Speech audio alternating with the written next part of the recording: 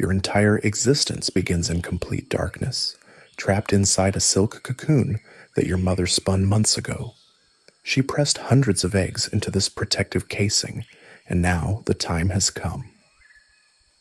Your first instinct isn't to breathe or see the world around you. It's to eat your way out. Your tiny fangs, barely visible to the naked eye, start working immediately. You bite through the silk threads that have kept you prisoner, tearing at the fibers until finally a crack appears.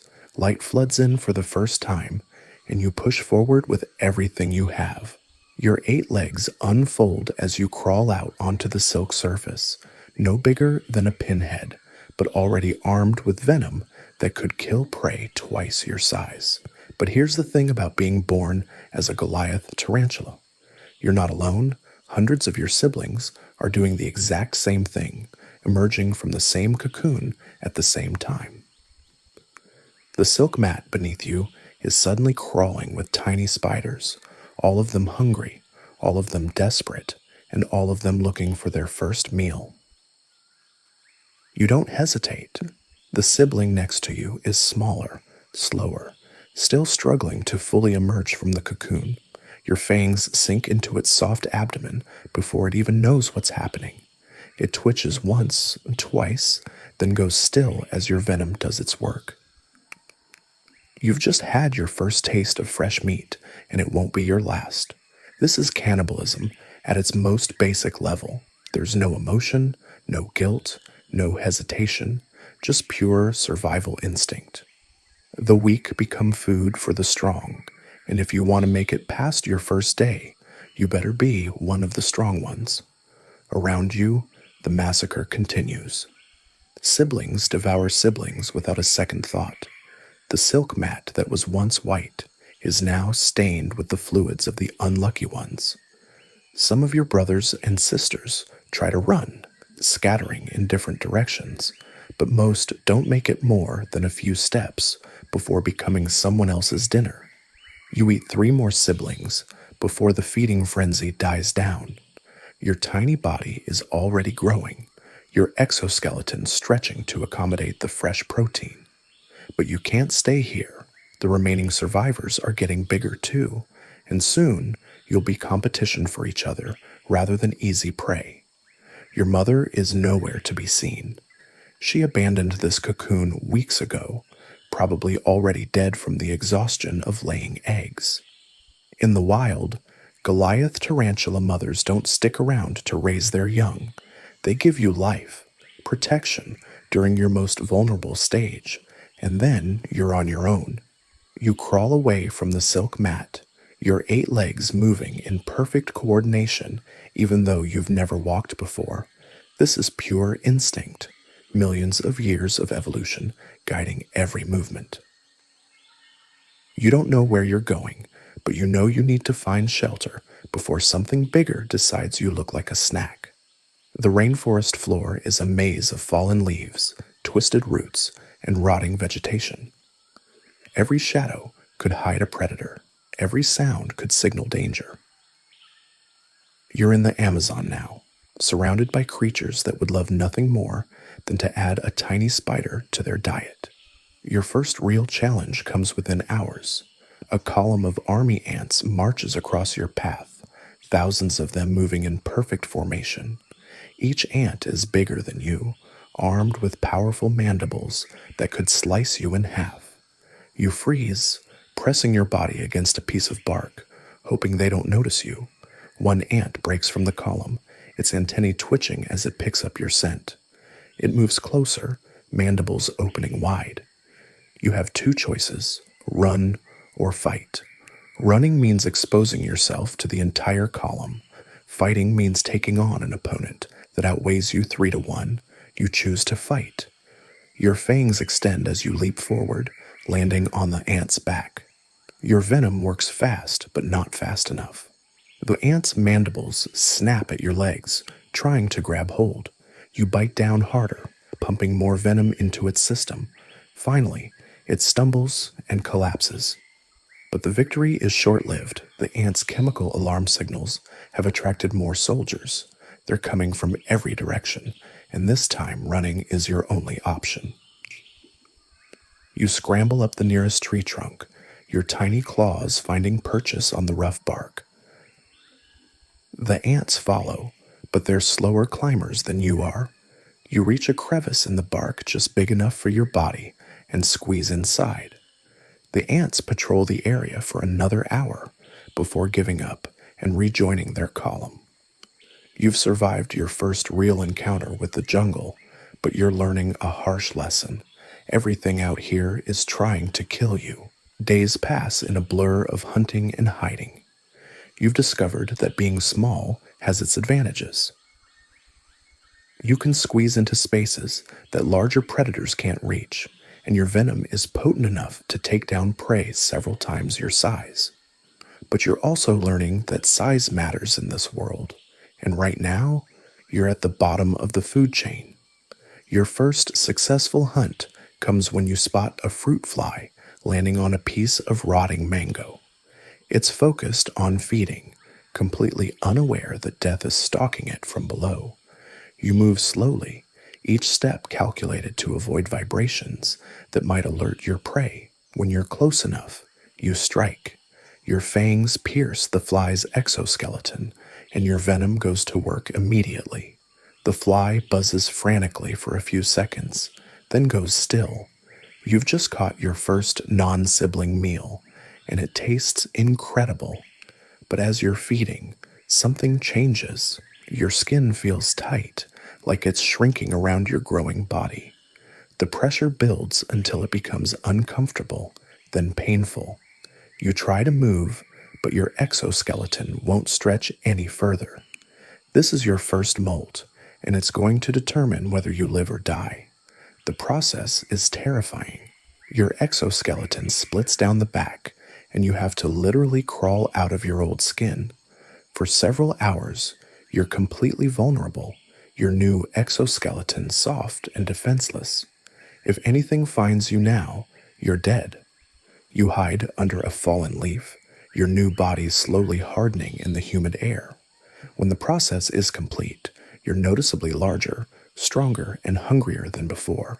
Your fangs are sharper, your venom more potent. You've leveled up, but so has the danger around you.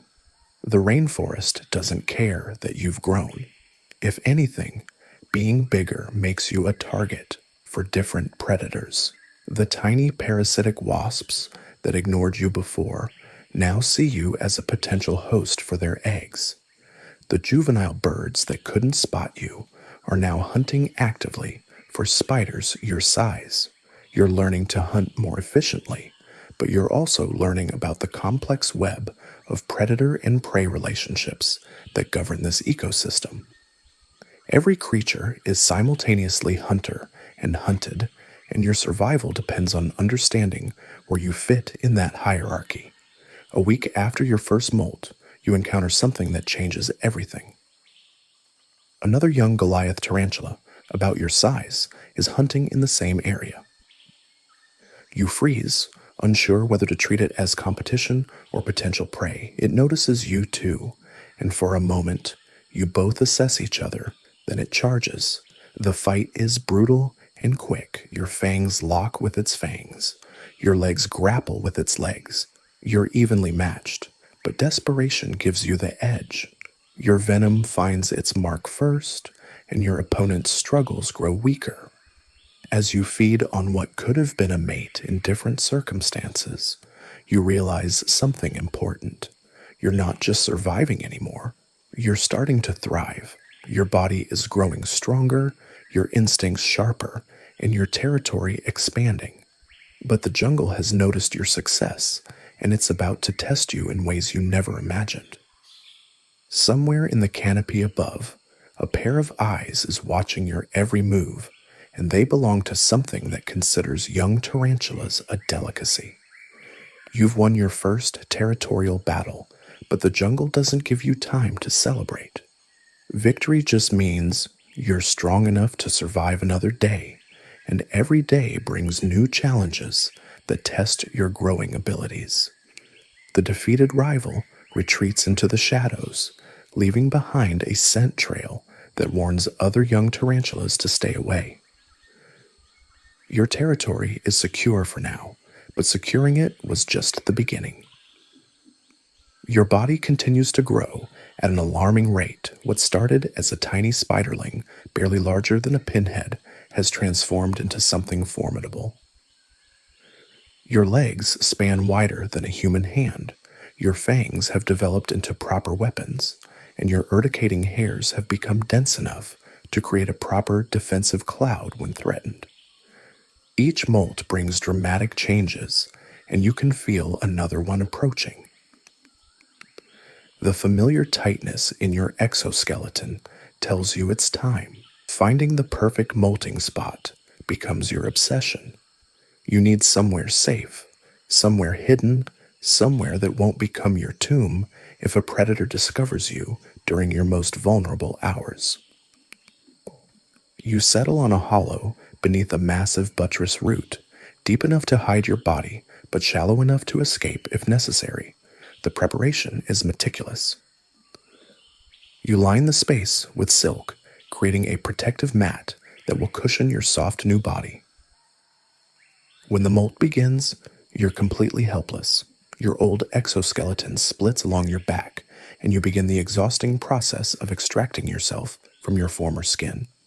Your legs emerge first, pale and soft, followed by your abdomen, and finally your cephalothorax. The entire process takes hours, and every second feels like an eternity. You're essentially a sitting duck, unable to defend yourself, unable to run, unable to do anything but wait for your new exoskeleton to harden. But you survive, and when you finally emerge from your molting chamber, you're noticeably larger.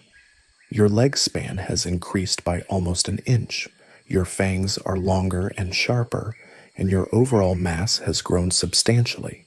With size comes confidence, and with confidence comes ambition. You're no longer content to hunt the small prey that once satisfied your hunger.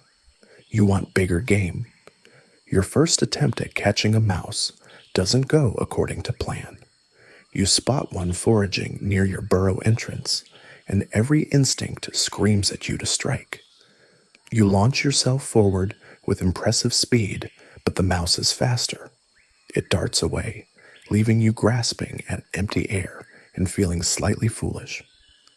Hunting larger prey requires different tactics than catching insects and smaller spiders. You adapt quickly.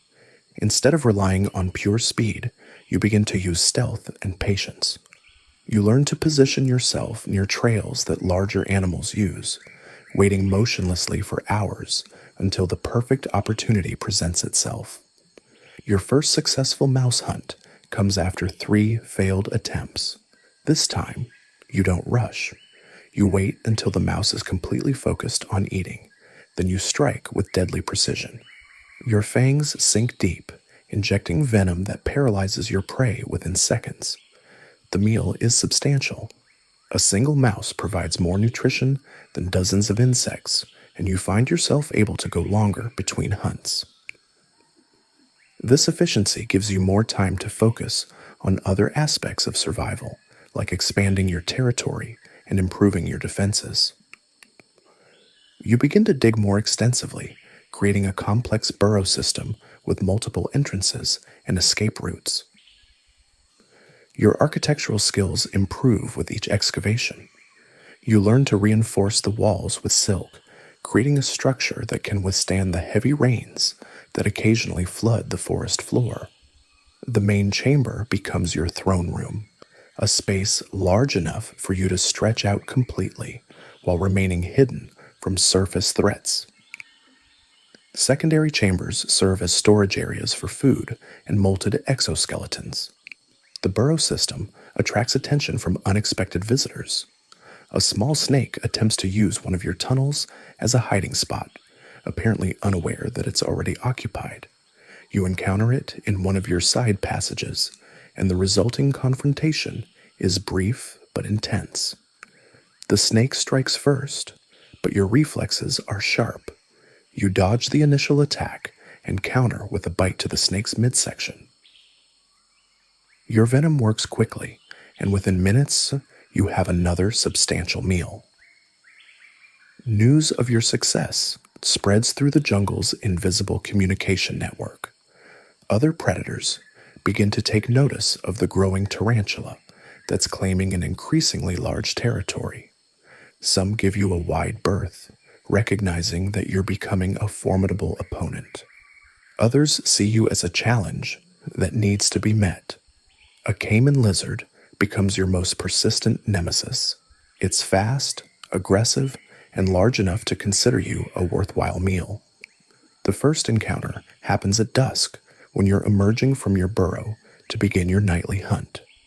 The lizard is waiting, perfectly camouflaged against the forest floor. You spot it just in time to avoid its initial lunge, but the battle is far from over. The lizard is relentless. It chases you across the forest floor, its powerful legs carrying it over obstacles that would stop most predators. You use every defensive trick you know, releasing clouds of urticating hairs, feinting in multiple directions, and finally retreating to your burrow. The lizard can't follow you into the narrow passages, but it doesn't give up. It camps outside your entrance, waiting for you to emerge. The siege lasts for 2 days. The lizard's patience is impressive, but your hunger eventually forces you to take action.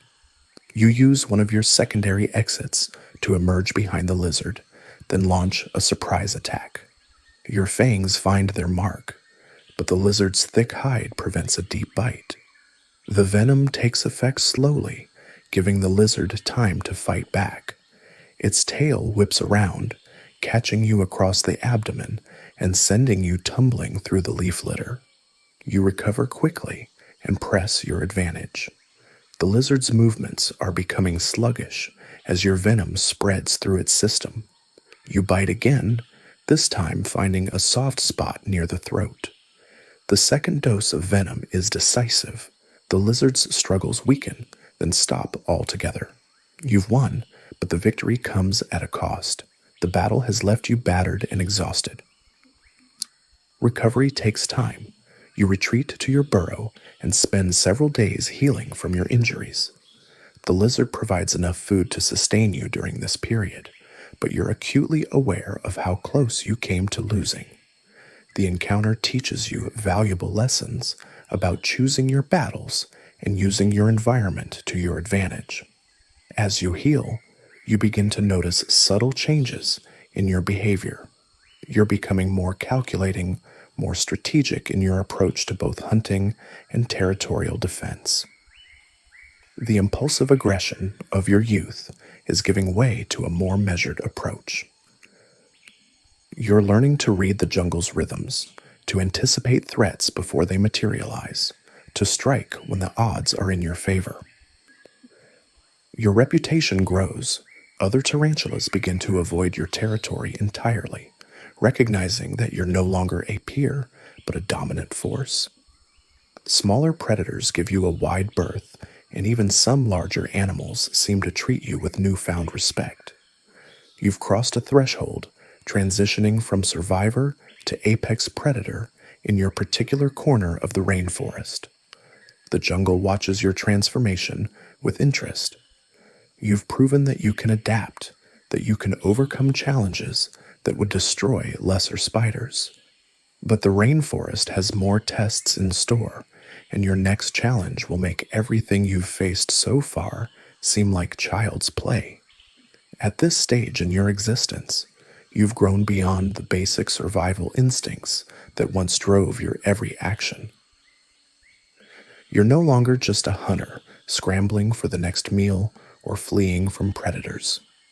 You've become something more calculated, more strategic. The rainforest floor beneath your powerful legs has become your domain, and you move through it with the confidence of an apex predator who has earned their place through countless battles and victories. Your body has transformed dramatically since those early days of desperate molting and frantic hunting. Your carapace gleams with an almost metallic sheen, hardened by seasons of combat and survival. Your fangs have grown to impressive lengths, curved and razor sharp, capable of delivering venom that can drop prey twice your size within minutes. The urticating hairs along your abdomen have multiplied and darkened, creating a formidable defense system that you've learned to deploy with surgical precision. But it's not just your physical form that has evolved. Your hunting strategies have become sophisticated, almost artistic in their execution. You no longer simply ambush whatever stumbles into your path. Instead, you've developed a complex understanding of the rainforest's rhythms, the patterns of your prey, the subtle signs that indicate when a hunt will be successful versus when it's better to wait. You've learned to read the forest like others read books. The vibrations traveling through the soil tell you stories about approaching meals, potential threats, and territorial boundaries. A slight tremor to your left might indicate a young agouti, inexperienced and careless. A different pattern of vibrations warns you of a fer-de-lance slithering through the underbrush, its movements deliberate and deadly. You've cataloged these signals over countless nights, building a library of knowledge that gives you an almost supernatural awareness of your surroundings. Your burrow has evolved too. What started as a simple hole in the ground has become an architectural marvel, a multi-chambered fortress that extends deep into the earth. The main entrance, perfectly camouflaged by strategically placed debris and silk, leads to a network of tunnels that you've spent months perfecting. There's a primary chamber where you retreat during the day, lined with silk and positioned to provide maximum protection from both the elements and potential invaders. But the real genius lies in the secondary tunnels. You've created multiple escape routes, each one leading to concealed exits scattered throughout your territory. If a predator discovers your main entrance, you can disappear through any one of these hidden passages, emerging far from danger, while your would-be attacker wastes time investigating an empty burrow. It's a strategy that has saved your life more than once. You've also learned the art of patience in ways that would have been impossible during your earlier, more desperate years. Sometimes you'll position yourself at the entrance of your burrow and wait for hours, completely motionless, for the perfect opportunity to present itself. Your prey has learned to be cautious around areas where other animals have mysteriously disappeared, so you've adapted by becoming even more subtle, more cunning. One of your most effective techniques involves creating false trails. You'll deliberately leave traces of your presence in areas where you have no intention of hunting, drawing the attention of both prey and predators to the wrong locations. Meanwhile, you establish your real hunting grounds in seemingly innocuous areas, places where animals feel safe enough to let their guard down. Your relationship with the other inhabitants of the rainforest has become more complex as well. You've developed an almost supernatural ability to recognize individual animals by their scent, their movement patterns, even the subtle vibrations they create. That coati that once raided your territory every few weeks, you know exactly when it will return and have planned accordingly. The family of opossums that makes their home in the hollow tree 50 meters from your burrow. You've learned their routines so well that you can predict their movements days in advance. But perhaps the most significant change is in how you handle confrontations with other predators. Where once you might have fled or fought with desperate fury, you now approach conflicts with calculated precision. You've learned to assess threats with cold efficiency, determining not just whether you can win a fight, but whether winning is worth the energy expenditure and potential injury. This strategic thinking saved your life just last month when you encountered a massive fer-de-lance coiled near your secondary hunting ground. The snake was easily large enough to kill you, its venom deadly enough to drop prey many times your size. But instead of attacking or fleeing, you studied the situation. You noticed the snake's positioning, the way it had chosen a spot that provided excellent ambush opportunities for small mammals, but left it vulnerable to attack from above. You spent 3 days observing the snake's patterns, learning its habits, waiting for the perfect moment. So, when that moment came, you struck with precision that would have been impossible in your younger days. You dropped from a branch directly onto the snake's head, your fangs finding the exact spot where your venom would be most effective. The battle was over in seconds, not because you were stronger or faster, but because you had outthought your opponent. The rainforest has taught you that survival isn't just about physical prowess. It's about understanding the intricate web of relationships that bind all life together. You've learned to exploit these relationships, to position yourself not just as a predator, but as a force that shapes the very ecosystem around you. Your presence has created ripple effects throughout your territory. Smaller predators have learned to avoid your hunting grounds, which has led to changes in prey behavior. Some animals have adapted by becoming more nocturnal, others by traveling in larger groups. But you've adapted too, constantly evolving your strategies to stay ahead of these changes. You've also discovered the power of psychological warfare. Sometimes the mere threat of your presence is more effective than actual hunting. You'll leave carefully placed silk markers throughout your territory, subtle signs that warn other creatures of your dominance. These markers serve multiple purposes. They establish your territorial boundaries. They create fear in potential prey, and they discourage other predators from challenging your domain. The seasonal changes in the rainforest have become opportunities rather than obstacles. During the dry season, when water sources become scarce, you position yourself near the few remaining streams and pools. You know that desperate animals will take risks they would normally avoid, and you're there to capitalize on their desperation. During the rainy season, when the forest floor becomes a maze of flooding and mudslides, you use your intimate knowledge of the terrain to your advantage, hunting in areas that have become temporarily inaccessible to larger predators. Your molt cycles have become events of strategic importance. You've learned to time them perfectly, ensuring that you're vulnerable only when your territory is most secure. You've developed techniques for accelerating your recovery, positioning yourself in areas with optimal humidity and temperature, consuming specific prey that provides the nutrients needed for rapid exoskeleton hardening.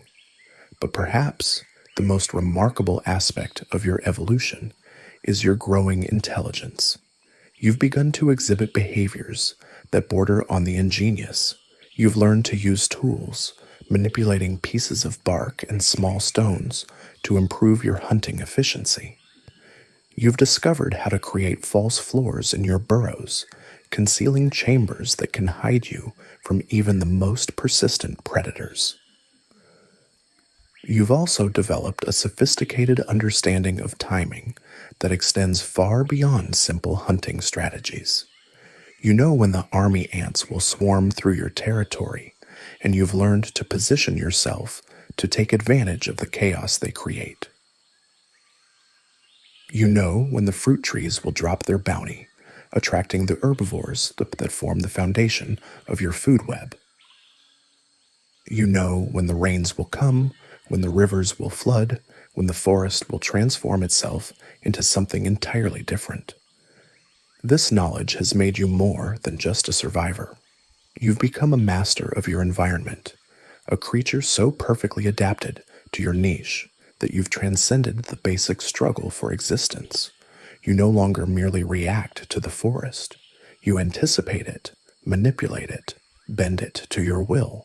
Yet even as you've achieved this level of mastery, You remain aware that the rainforest is constantly changing, constantly presenting new challenges. Your success depends not just on your current abilities, but on your capacity to continue evolving, to keep adapting to whatever the forest throws at you next. You've established your territory, claimed your domain, and survived the most dangerous phase of early development. Now, at nearly a year old, you're no longer just another spider trying to make it through the day. You're a predator with purpose, a creature that has learned to read the rainforest like a book written in scent and vibration. Your burrow isn't just shelter anymore. It's your fortress, your headquarters, your base of operations for what's about to become the most intense period of your life. The dry season is approaching, and everything in the rainforest knows it. The air carries a different weight. The sounds shift, and prey becomes more desperate. This is when survival turns into strategy, when instinct evolves into intelligence, and when you transform from a simple hunter into something far more dangerous. You've been preparing for this your entire life, even if you didn't know it. Your body has reached a size that commands respect from almost everything in your territory. When you move through the underbrush, smaller creatures don't just avoid you, they flee. The vibrations you create walking across the forest floor send warning signals to anything with enough sense to pay attention. You're not sneaking anymore. You're announcing your presence, and that announcement carries weight. But size brings new challenges. The bigger you get, the more energy you need, and the more energy you need, the more risks you have to take. Small insects and the occasional gecko won't cut it anymore. You need substantial prey, the kind that fights back, the kind that can hurt you if you make a mistake. This is where your years of experience start paying dividends. You've learned to read the forest's patterns in ways that would impress even the most skilled human tracker. You know which trees the larger lizards prefer for basking, which fallen logs harbor the biggest beetles, and which areas the small mammals use as highways through the undergrowth. More importantly, you've learned to think several moves ahead, to anticipate not just where your prey will be, but where it will go when it realizes it's being hunted.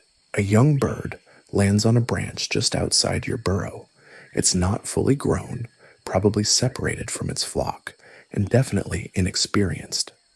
6 months ago, you would have rushed it, hoping to catch it, before it could fly away. Now you do something different. You wait. You watch its behavior, noting how it tilts its head, how it shifts its weight, how it scans the area around it. You're learning its patterns, its reflexes, its escape routes. When you finally move, it's not toward the bird. You circle around, positioning yourself not where the bird is, but where it will be when it tries to escape. The bird notices you eventually, but by then you've already cut off its primary flight path.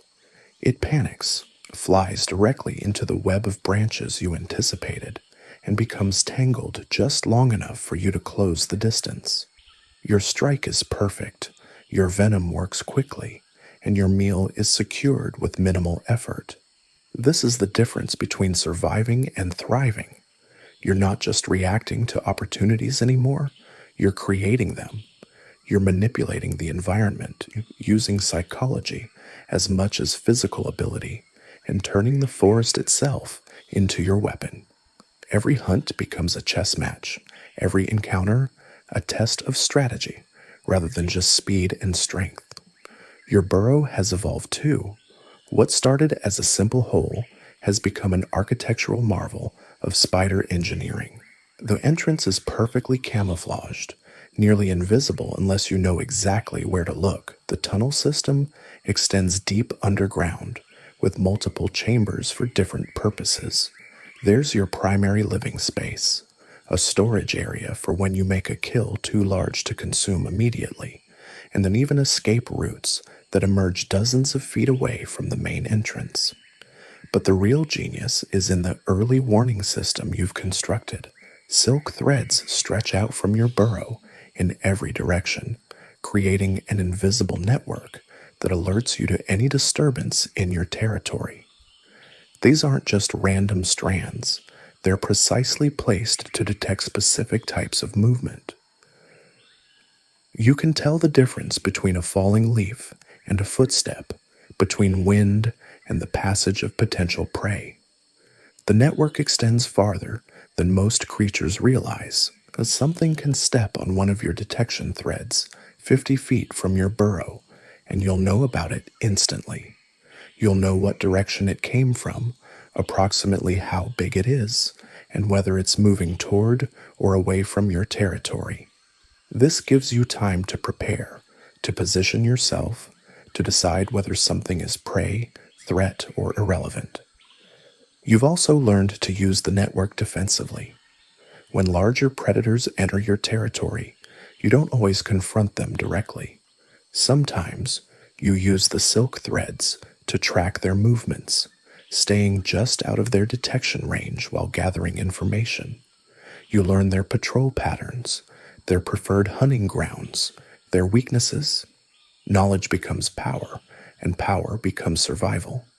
A coati wanders into your territory one afternoon, rooting through the leaf litter, looking for insects. It's 3 times your size, with sharp claws and teeth that could end you quickly. A year ago, you would have retreated deep into your burrow and waited for it to leave. Now you do something different. You follow it. You use your silk network to track its movements, staying far enough away that it doesn't detect you, but close enough to observe its behavior. You watch how it hunts, how it reacts to different sounds, how it responds to perceived threats. You're not planning to attack it. That would be suicide. You're studying it, learning from it, adding to your knowledge of how predators operate in your territory. The coati eventually leaves, but the information you've gathered is invaluable. You now know how it moves, how it hunts, what routes it prefers. If it returns, you'll be ready. You'll know where to hide, how to avoid detection, and most importantly, you'll know whether it poses a real threat to your territory or if it's just passing through. This is intelligence in action. You're not just surviving anymore. You're accumulating knowledge, building a database of information about every creature that enters your domain. Each encounter teaches you something new.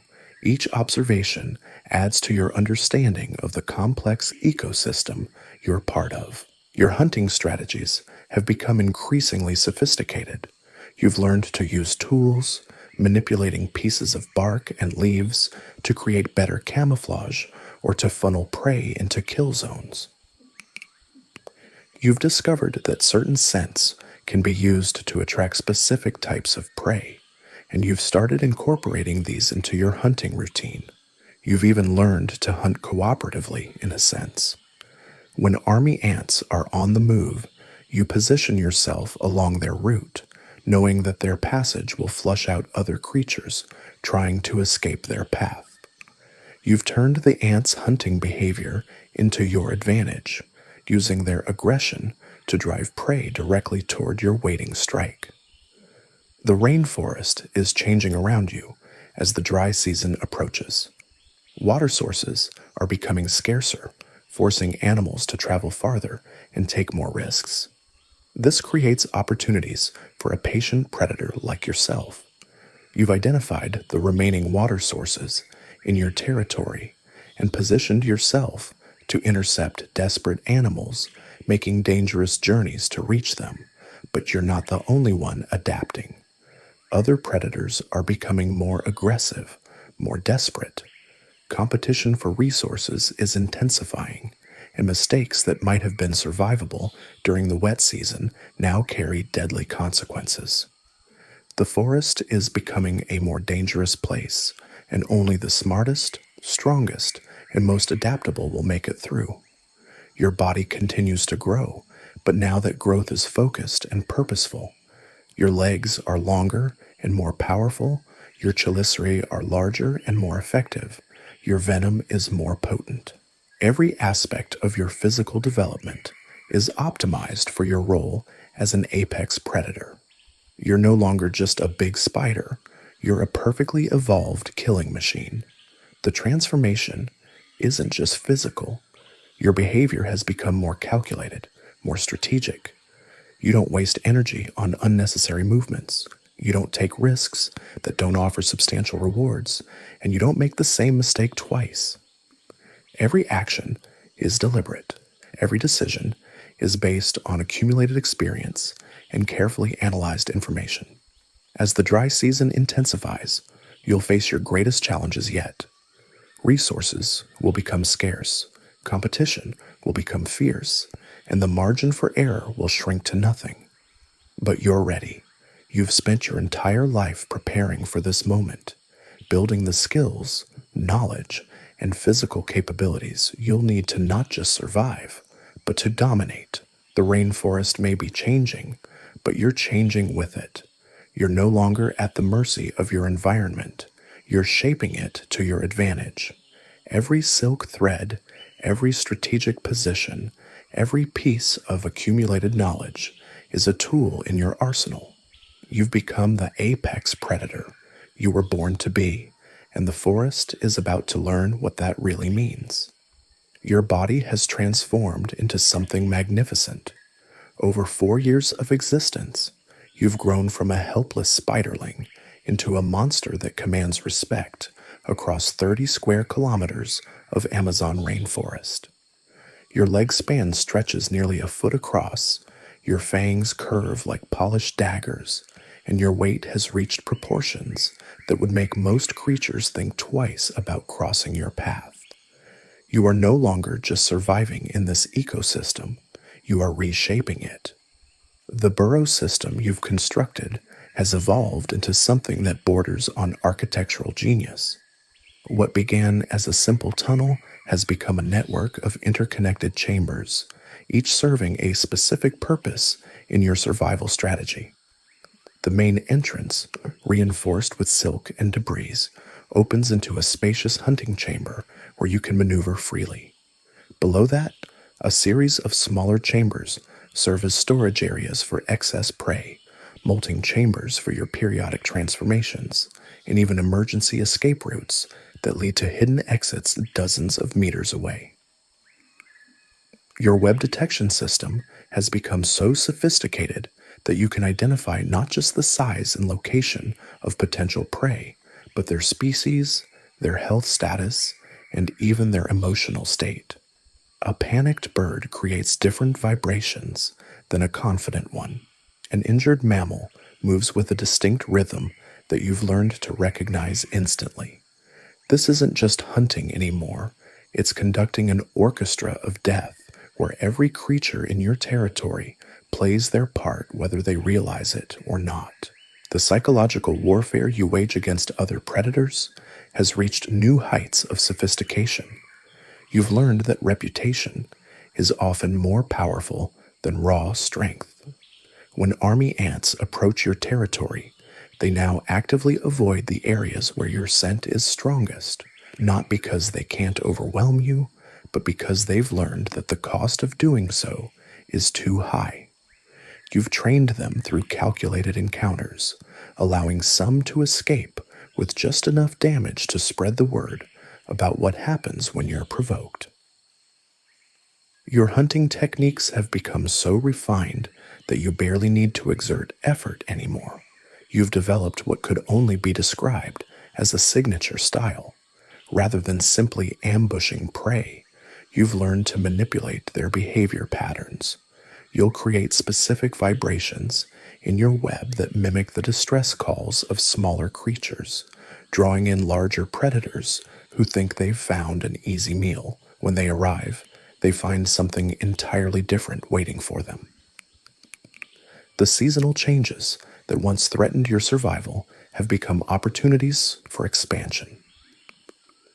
During the dry season, when other predators struggle to find water, you've learned to collect and store moisture in specially constructed chambers within your burrow.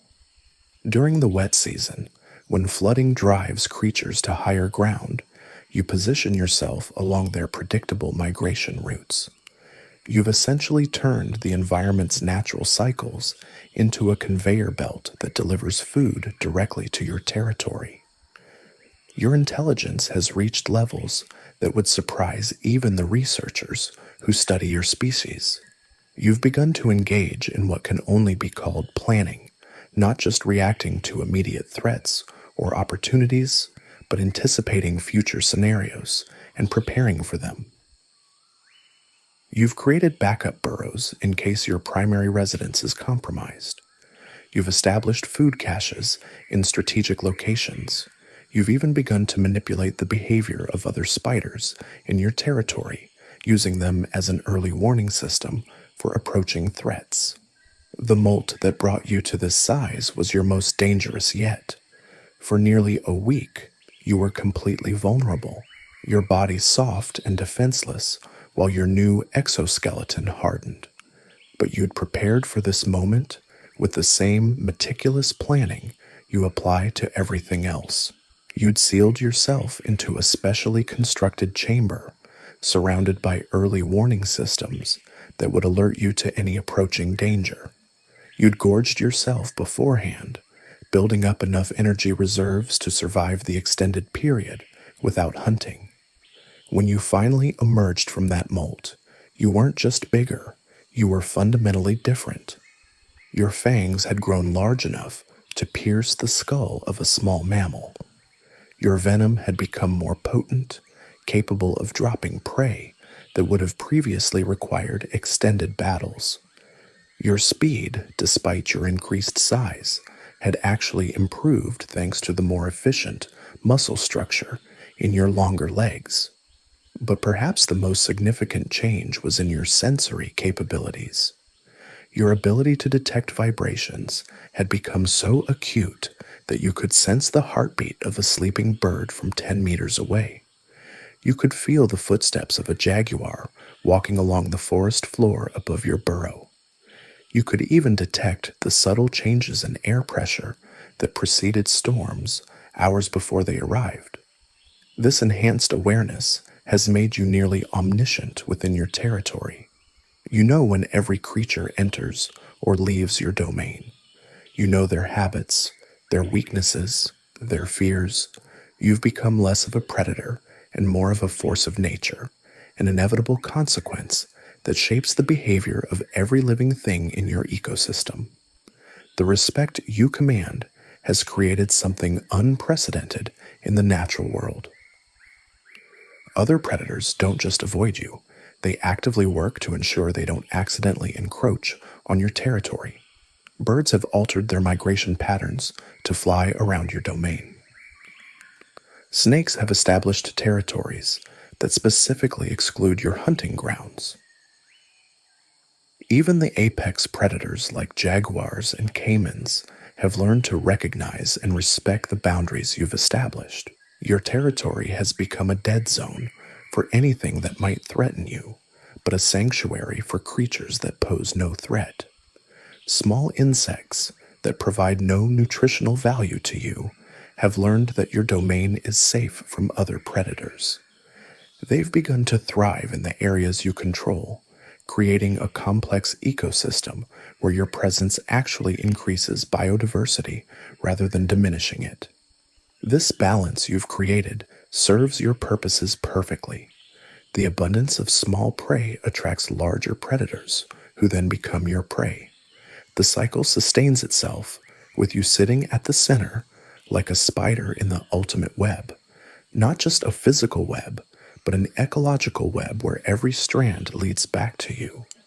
Your hunting has become an art form that would be beautiful if it weren't so terrifying. You've learned to be patient in ways that defy comprehension. You'll wait for weeks for the perfect opportunity, remaining motionless in your burrow while lesser predators exhaust themselves chasing marginal prey. When you finally strike, it's with the precision of a surgeon and the power of a sledgehammer. The creatures that share your ecosystem have developed an almost supernatural fear of you. They've learned to recognize not just your presence, But your mood, they can sense when you're hunting and when you're simply patrolling. They know the difference between your warning displays and your killing strikes. This fear has become so ingrained that mothers pass it to their offspring, creating generational trauma that ensures your dominance for years to come. But with this dominance comes a price. Your success has made you a target for the one predator you cannot intimidate or outsmart through conventional means. Humans have begun to take notice of the strange patterns in your territory, the unusual behavior of other animals, the unexplained disappearances of creatures that should be thriving in this environment. They don't understand what they're seeing, but they know something extraordinary is happening in this particular patch of rainforest.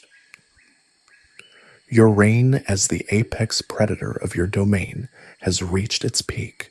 You've achieved everything a creature like you can achieve. You've conquered your environment, eliminated your competition, and established a legacy that will influence this ecosystem long after you're gone. But evolution has one final test waiting for you, and it's approaching faster than you realize. The mastery you've achieved makes you dangerous in ways that extend far beyond your rainforest domain. Oh, your hunting success has attracted attention from the human world, and that attention comes with consequences you couldn't have anticipated. Scientists arrive first, their equipment cutting through the forest's natural rhythms like foreign invaders. They set up monitoring stations, cameras, and collection devices throughout your territory. These humans move differently than the occasional lost travelers or indigenous hunters who've crossed your path before. They're methodical, persistent, and they're here specifically for you. Your heightened senses detect their presence immediately. The chemical signatures of their synthetic materials, the electromagnetic fields from their devices, the unnatural patterns of their movement through your domain. You've studied humans before, learned their weaknesses, their predictable behaviors. But these humans operate with purpose and knowledge that makes them more formidable than typical prey. They know about your species, your habits, your capabilities.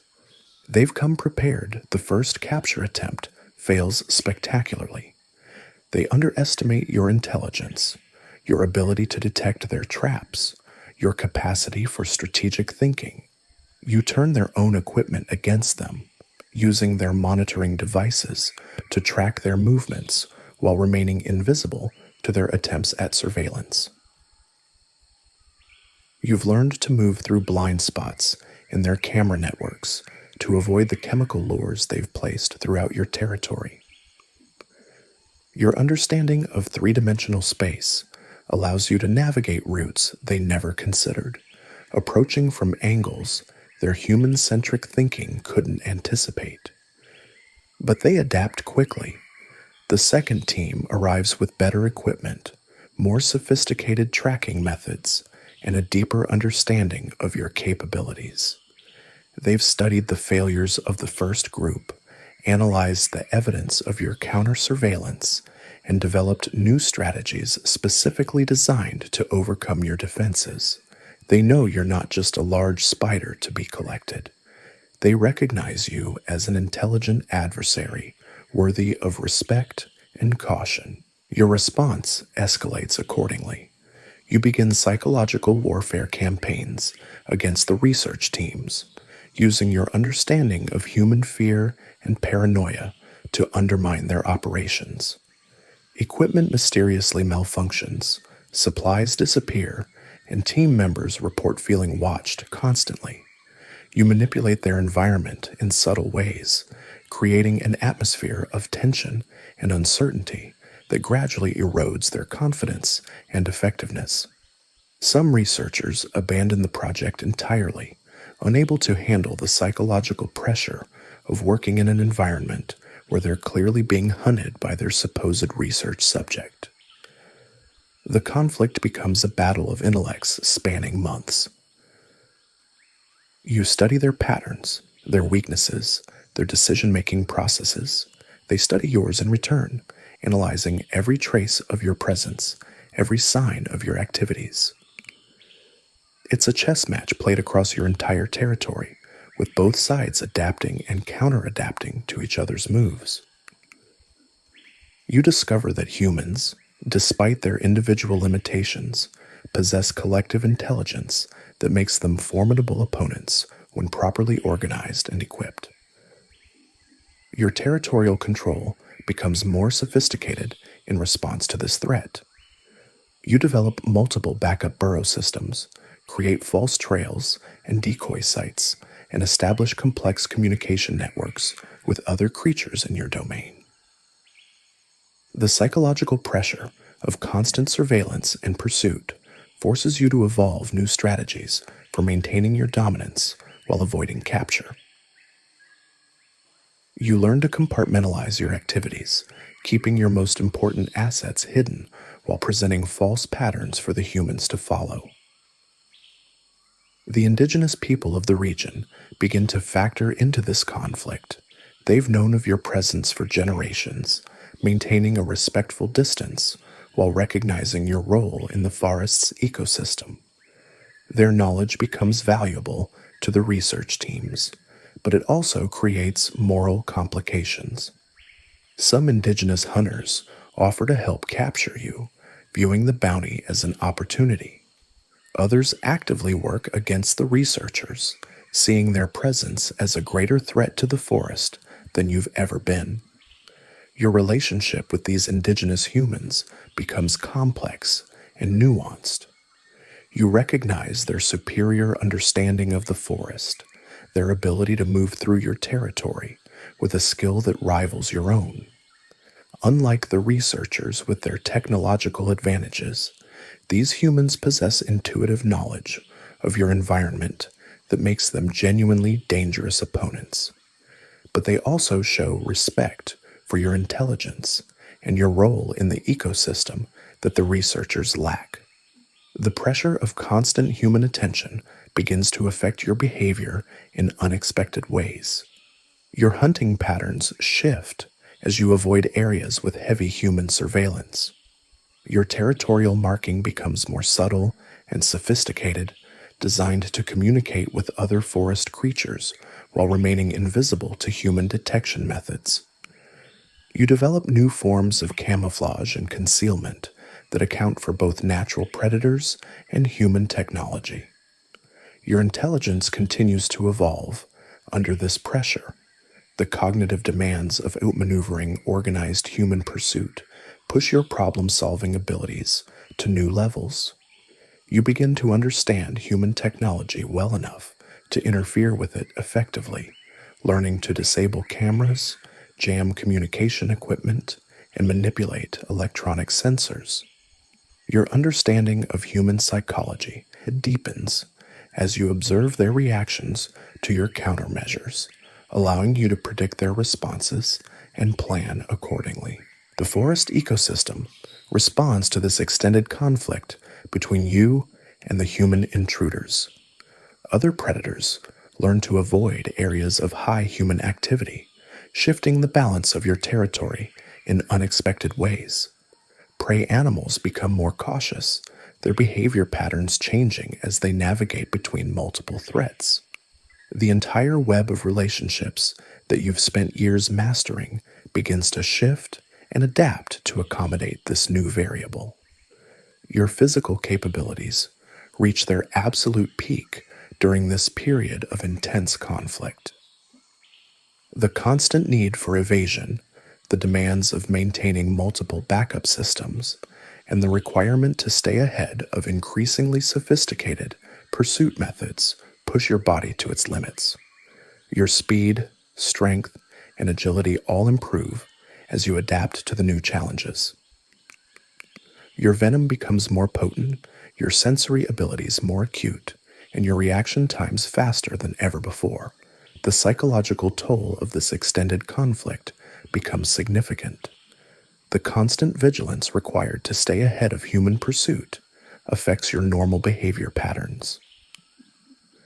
Your natural rhythms of activity and rest become disrupted as you adapt to the unpredictable schedules of your human adversaries. The stress of maintaining multiple deception campaigns while continuing to hunt and maintain your territory pushes your mental capabilities to their limits. As the conflict continues, you begin to understand that this represents a fundamental shift in your existence. The period of unopposed dominance over your territory has ended. You're no longer just an apex predator in a natural ecosystem. You've become something more complex and dangerous, a creature that exists at the intersection of the natural world and human civilization. The skills you've developed, the intelligence you've gained, and the strategies you've mastered have made you into something unprecedented in the rainforest's history. Your battle with the scientists intensifies. They arrive with new equipment each time, their surveillance technology growing more sophisticated, motion sensors, thermal imaging, infrared cameras. They think they understand your patterns, but you've been watching them learn. Every expedition teaches you something new about their methods, their weaknesses, their predictable human arrogance. The indigenous hunters present a different challenge entirely. They don't rely on gadgets or digital screens. They raid the forest like a language you're still learning to speak fluently.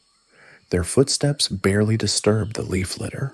Their breathing synchronizes with the ambient sounds of the rainforest. When they track you, it's not through technology, but through generations of inherited knowledge about how predators move, hunt, and think. You've started leaving false trails, deliberate scratches on tree bark that lead nowhere, shed hairs placed strategically to suggest you've moved in directions you haven't. The scientists fall for these deceptions consistently, setting up their equipment in locations you abandoned days ago. But the tribal hunters pause at these markers, studying them with suspicious eyes. They know when something doesn't feel right. Your territory has become a battlefield of intelligence. You've learned to use the scientists' own equipment against them. Their motion sensors trigger when you drop branches from above. Their cameras capture nothing but shadows and movement that could be wind, could be falling leaves, could be anything except clear evidence of your presence. You've mastered the art of being simultaneously everywhere and nowhere. The psychological warfare escalates. You begin targeting their base camps, not to attack directly, but to demonstrate your presence. Equipment mysteriously malfunctions. Supplies disappear overnight. Tents collapse without explanation. The scientists grow paranoid, jumping at every sound, questioning every shadow. Sleep becomes elusive for them while you watch from positions they'll never think to check. Your hunting strategies evolve beyond simple predation. You've become an ecosystem manipulator, orchestrating events across vast distances. You understand now that true power isn't just about individual kills, but about controlling the entire environment. Other predators become your unwitting allies. You drive prey toward areas where caimans wait, where jaguar territories overlap, where the forest itself becomes the weapon. The relationship between the scientists and the tribal hunters grows tense. The researchers dismiss indigenous knowledge as primitive superstition, while the hunters grow frustrated with scientific arrogance. You exploit this division, timing your appearances to maximize confusion and disagreement between the two groups. When the scientists see evidence you've planted, the hunters recognize it as false. When the hunters detect your genuine presence, the scientists dismiss it as folklore. Your intelligence network expands beyond your own observations. You've learned to interpret the alarm calls of different bird species, the territorial disputes of other predators, the subtle changes in insect behavior that indicate human presence hours before they arrive. The forest speaks to you in ways these intruders will never comprehend. The stakes rise when you discover they're not just studying you anymore, They're planning to capture you. Tranquilizer equipment appears in their inventory. Reinforced containers designed for transport, radio communications, discussing extraction timelines, and laboratory facilities. The realization transforms your defensive strategy into something far more aggressive. Your counterattack begins with precision, strikes, against their most valuable assets. The lead scientist's personal research notes disappear from his supposedly secure tent. Expensive equipment suffers mysterious damage that looks like natural wear, but disables crucial functions. You've learned which team members are most essential to their operation and which ones are expendable. The psychological pressure intensifies when you start demonstrating knowledge of their individual routines. The biologist who always checks the river sensors at dawn finds her path blocked by strategically placed debris. The photographer who favors certain vantage points discovers those locations have become suddenly inhospitable. You're not just hiding from them anymore, you're actively disrupting their lives. Your territorial expansion accelerates as you realize the true scope of the threat. These humans aren't just temporary visitors. They represent the advance guard of a larger invasion. More teams will come, better equipped, more determined. Your response must be decisive enough to discourage future expeditions while subtle enough to avoid triggering an escalated response. The indigenous hunters begin to suspect they're dealing with something unprecedented. Their traditional tracking methods work to a point, but your behavior doesn't match their ancestral knowledge of spider patterns. You're too strategic, too adaptive, too aware of their own techniques. Some begin to speak of you in terms their scientific colleagues dismiss as mythology. Your final gambit involves turning their own success against them.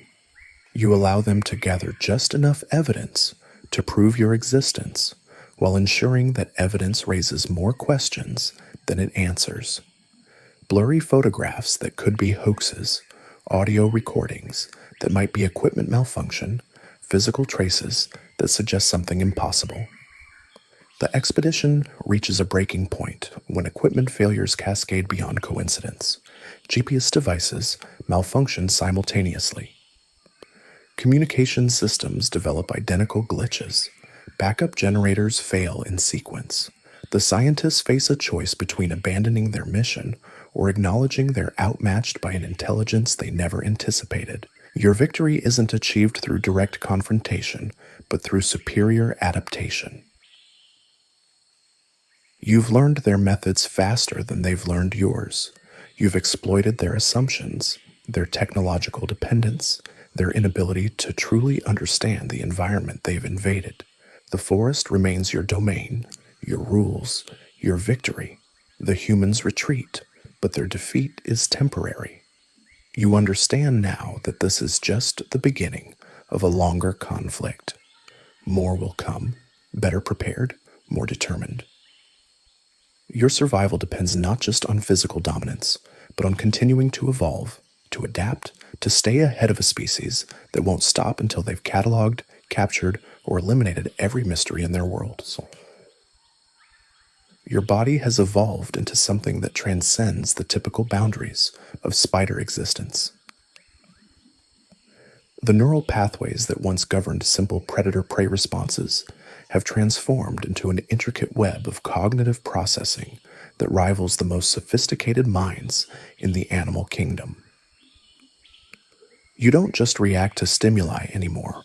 You anticipate them, manipulate them, and orchestrate entire sequences of events that play out exactly as you've calculated they will. The rainforest has become your chessboard, and every creature within your domain is a piece you can move at will. You've developed what can only be described as environmental telepathy, a supernatural ability to read the forest's pulse and predict its rhythms with uncanny precision. When a jaguar will drink from the river, when the howler monkeys will descend from the canopy, when the army ants will march through your territory, You know it all before it happens. Your silk network has evolved beyond mere detection into a sophisticated communication system that stretches across kilometers of jungle floor. You've learned to vibrate specific patterns that mimic the distress calls of various prey species, luring them directly into predetermined kill zones. The vibrations you send through the ground can trigger landslides, cause trees to shed their fruit at precisely the right moment, or even influence the migration patterns of entire insect colonies. But your most terrifying evolution is your ability to manipulate the minds of other creatures. Through a combination of pheromone manipulation, strategic positioning, and psychological warfare, you can drive animals to behave in ways that serve your purposes. You've learned to create false safe zones that make prey feel secure while they're actually walking into elaborate traps. You can induce panic in entire herds, causing stampedes that drive prey directly toward your waiting fangs. The human scientists who dare to study you have no idea they're being studied in return. You've memorized their schedules, their equipment, their weaknesses, and their fears. When they set up their cameras, you perform for them, giving them just enough footage to think they understand your behavior while concealing your true capabilities. You've learned to recognize the different types of humans, the researchers who mean no harm, the hunters who seek glory, and the ones who pose the greatest threat to your existence.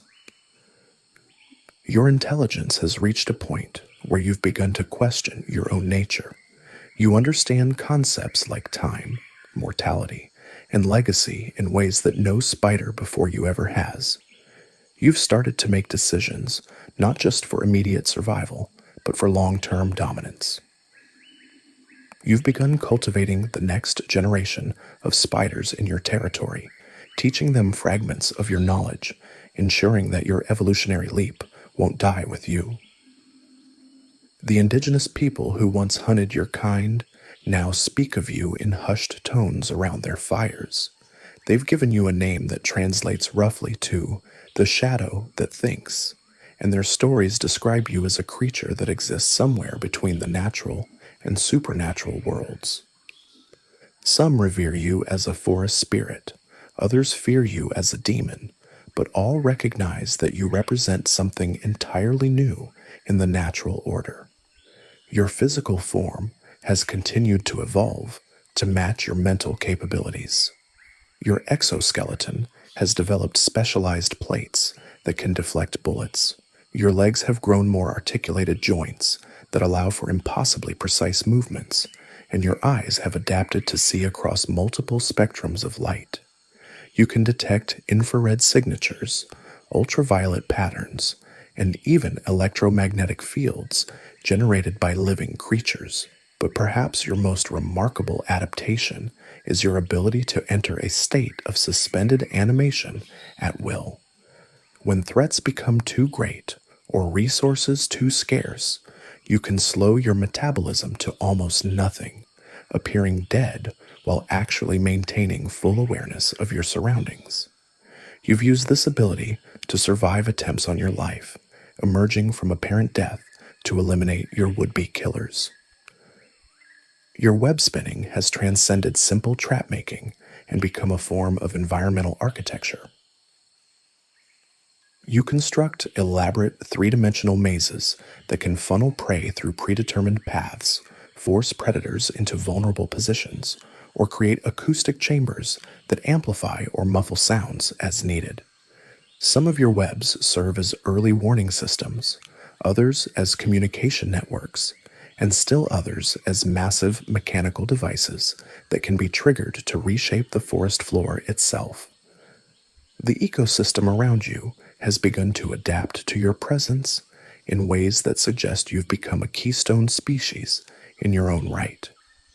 Plants have started growing in patterns that complement your web structures. Other spiders have begun mimicking your techniques, and even some mammals have altered their behavior to avoid areas where your influence is strongest. You've essentially become an evolutionary pressure that's driving rapid adaptation throughout your territory. Your relationship with time has also transformed. You no longer think in terms of days or seasons, but in terms of years and decades. You've begun to make preparations for challenges that won't emerge for years, creating hidden caches of resources, establishing backup territories, and even influencing the breeding patterns of your prey species to ensure a steady food supply far into the future. The hunters who seek you have become increasingly sophisticated, bringing military-grade equipment and coordinating their efforts across international boundaries. But they consistently underestimate your ability to turn their own tools against them. You've learned to hack their communication systems, sabotage their equipment, and even manipulate their psychological states to create conflicts within their ranks. Your legend has begun to spread beyond the Amazon, attracting attention from governments, corporations, and scientific institutions around the world. Some want to study you, others want to exploit you, and still others want to eliminate you as a potential threat to human dominance. But you've anticipated all of this, and your plans extend far beyond simple survival. You've begun to understand that your evolution represents more than just personal adaptation.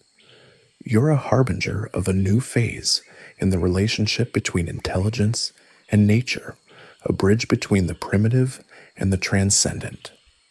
Your very existence challenges the assumptions that humans have made about their place in the natural hierarchy, and you've started to wonder if your ultimate purpose might be to prepare the world for an entirely new form of consciousness. The forest watches you with a mixture of awe and terror, recognizing that you've become something unprecedented in the history of life on Earth. You are no longer just a predator or even just a spider. You are evolution itself, given form and consciousness, reshaping the world through sheer force of will and intelligence that defies every natural law that came before you. You've transcended the basic predator-prey dynamic that once defined your existence. Now, at 5 years old, you operate on a level that few creatures ever achieve. Your intelligence has evolved beyond mere survival instincts into something approaching genuine cognition. You don't just react to your environment anymore. You actively shape it according to your will. The rainforest has become your chessboard, and every creature within your territory is a piece you can manipulate.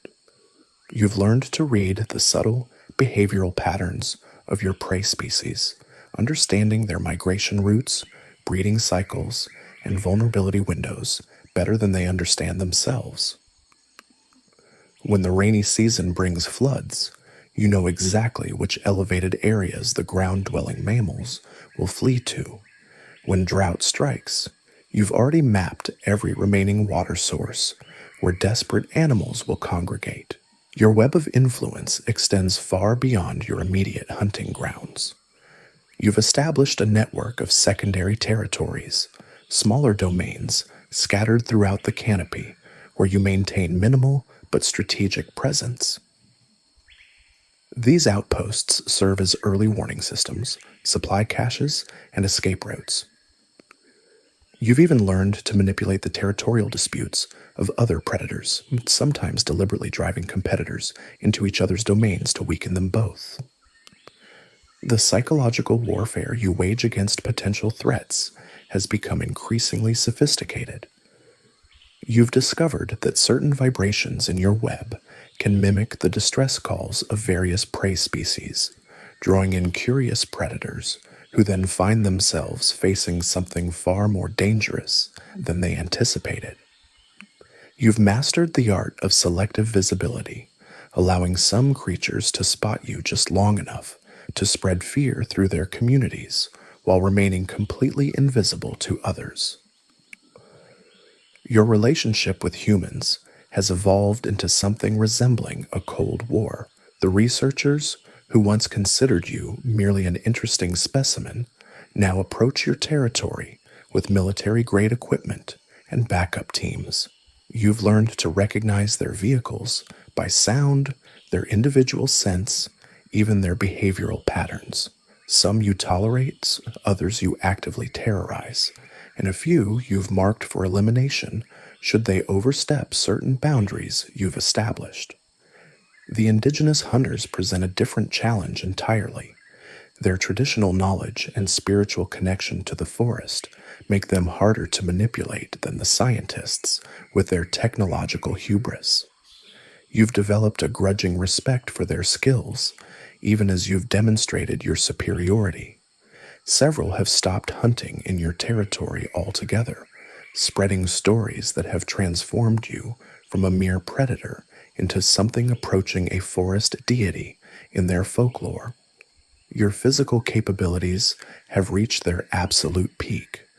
Your exoskeleton has developed stress fractures and been reinforced so many times that it's become a patchwork of battle scars and adaptive armor. Your fangs have grown beyond normal proportions, and your venom has evolved into a cocktail of compounds that can be adjusted based on your target. You can deliver a paralytic dose to preserve fresh meat, a quick-acting lethal injection for threats, or a slow-acting toxin that allows you to track wounded prey for days. The sensory network you've built throughout your domain has become so comprehensive that you can detect a leaf falling 3 territories away.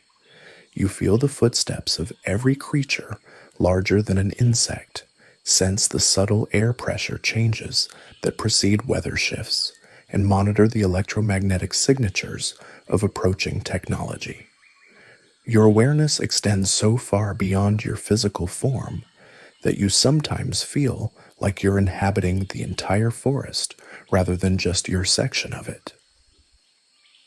Your reproductive legacy has begun to manifest in ways that surprise even you. The offspring you've guided over the years have established their own territories, but they haven't simply scattered randomly.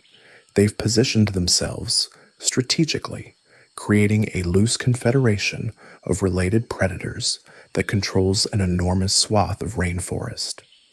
You maintain contact with them through chemical signals and territorial displays, coordinating hunting patterns and threat responses across multiple square kilometers.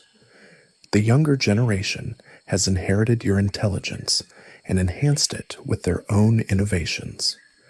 They've developed hunting techniques you never considered, territorial strategies that build upon your foundation, and communication methods that allow for unprecedented cooperation among traditionally solitary predators.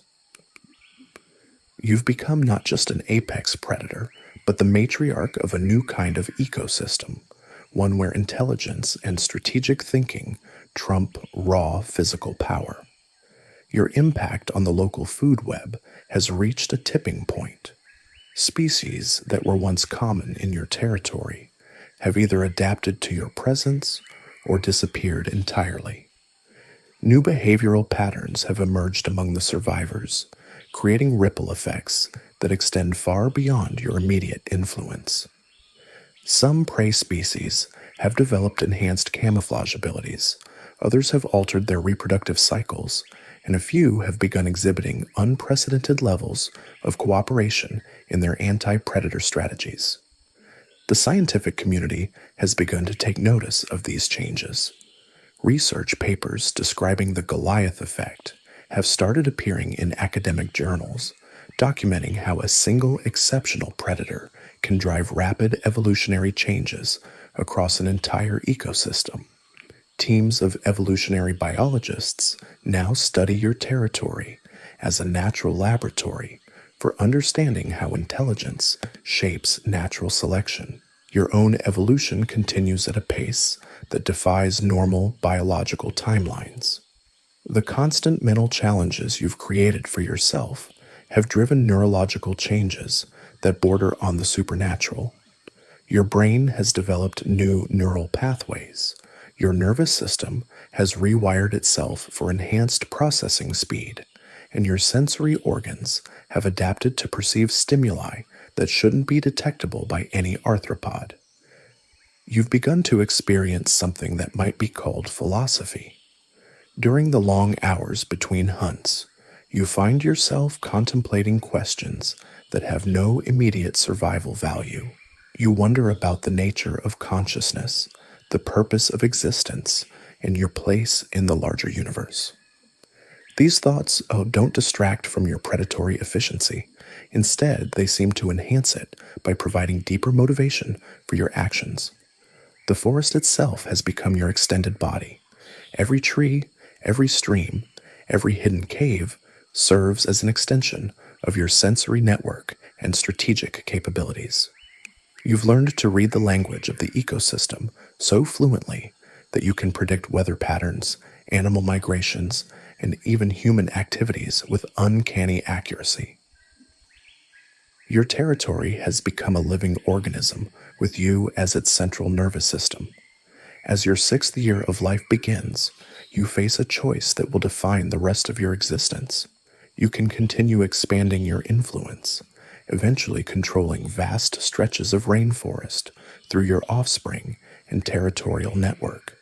Or you can turn your attention to the ultimate challenge, the one that calls to the deepest parts of your enhanced consciousness. The question isn't whether you'll survive much longer, but what kind of legacy you'll leave behind when your remarkable life finally comes to an end. You have become something beyond mere spider. Years of relentless evolution have transformed you into a living apex of intelligence, a creature whose very existence challenges every assumption about the natural order. Your territory spans dozens of square kilometers now, a vast network of interconnected webs that pulse with information like neural pathways in some colossal brain. Each strand carries data, each junction processes it, and at the center of it all, you orchestrate a symphony of survival that would make human strategists weep with envy. The researchers have given up trying to study you directly. Their equipment fails mysteriously, their cameras malfunction, their tracking devices simply vanish. You've learned to manipulate electromagnetic fields, disrupting their technology with the same casual ease you once used to catch flies. They resort to observing from satellites now, but even those images blur and distort when they focus too closely on your domain. You've become a blind spot in their digital world, a shadow that their instruments refuse to acknowledge. Your hunting techniques have evolved beyond mere predation into something approaching art. You don't simply catch prey anymore, you conduct elaborate psychological experiments. A deer approaches your territory, and you allow it to graze peacefully for days, studying its patterns, its fears, its behaviors. When you finally strike, it's not with brute force, but with surgical precision, targeting not just the body but the mind. The deer collapses not from venom, but from sheer terror, its nervous system overwhelmed by the realization that it has been watched, studied, and cataloged for weeks. The indigenous hunters speak of you now in whispers, their ancient languages, struggling to find words for what you've become. They call you the dream walker, the shadow mind, the spider that thinks like God. Their shamans refuse to enter your territory, claiming that your presence corrupts the very fabric of reality. They say that birds forget how to fly when they cross your borders, that rivers change course to avoid your webs, that even the wind holds its breath in your presence. Your web architecture has transcended anything found in nature. You've created structures that seem to bend space itself, geometric impossibilities that hurt to look at directly. The silk you spin now carries properties that physicists would kill to study if they could get close enough to collect samples. It conducts electricity, stores information, and responds to quantum fluctuations in ways that suggest you've somehow learned to manipulate reality at the subatomic level. The ecosystem bends around you like gravity warping spacetime. Predators that once ruled the rainforest now serve as your unwitting agents. Jaguars patrol your borders, turning away intruders without understanding why. Caimans position themselves along waterways according to patterns you've established, creating natural barriers that funnel prey exactly where you want them. The forest itself seems to grow according to your design, trees leaning at impossible angles to support your web structures, vines twisting in spirals that match the mathematical sequences you've somehow learned to perceive. You've begun to dream, and your dreams reshape the world around you. Sleep brings visions of probability matrices, of quantum entanglements, of the delicate threads that connect all living things. You see the future not as a fixed path, but as a web of possibilities, each strand representing a different outcome, and you've learned to pluck those strands, to nudge reality toward the futures you prefer. A butterfly flutters left instead of right, and 1,000 kilometers away, a storm changes course. A leaf falls at precisely the right moment, and a researcher's helicopter develops engine trouble, forcing them to turn back. Your intelligence has become something alien, operating on principles that human science cannot grasp. You process information in ways that transcend linear thought, holding contradictory concepts simultaneously, existing in multiple states of being at once. You are predator and prey, individual and collective, natural and supernatural. The boundaries that define other creatures have become meaningless to you. The very concept of death has lost its grip on you. Your body regenerates damage at the cellular level. Your consciousness exists independently of any single neural pathway. You've learned to distribute your awareness across your entire web network so that destroying any single part of you accomplishes nothing. You are no longer a spider that builds webs. You are the web itself, a living network of intelligence that happens to wear the form of a spider. Time moves differently for you now. You experience past, present, and future as a single flowing moment, seeing the consequences of actions before they're taken, understanding the deep patterns that govern all existence. You've become a temporal predator, hunting not just in space but in time itself, setting traps for creatures that won't be born for generations, preparing for threats that exist only in potential. The boundary between you and the rainforest has dissolved entirely. You are the forest now, and the forest is you. Every plant, every animal, every drop of water carries a piece of your consciousness. You've achieved a form of immortality that transcends individual existence, becoming part of the eternal cycle of life and death that governs all things. You are no longer just surviving in the ecosystem. You are the ecosystem, a living god of silk and shadow ruling over a domain that exists partially outside the normal flow of reality. And yet, despite all this power, all this transcendence, you remain fundamentally what you always were, a hunter. The methods have changed, the scale has expanded beyond all recognition, but the core drive remains the same. You hunt not for food now, but for knowledge, for understanding, for the pure joy of the pursuit itself. You have become the ultimate predator, not because you can kill anything, but because you can understand everything. In achieving perfect knowledge of your world, you have achieved perfect power over it. Your consciousness has transcended the boundaries of what most would consider possible for an arachnid. You are no longer merely a Goliath tarantula surviving in the Amazon rainforest. You have become something far more extraordinary, a living manifestation of strategic intelligence that operates beyond the limitations of your species. Your awareness now encompasses not just your immediate territory, but vast stretches of the rainforest ecosystem, and your influence extends into dimensions that even the most sophisticated human minds struggle to comprehend. The transformation didn't happen overnight. It began with subtle shifts in your perception, moments when you seemed to anticipate events before they occurred, when your web vibrations carried information that transcended simple mechanical physics.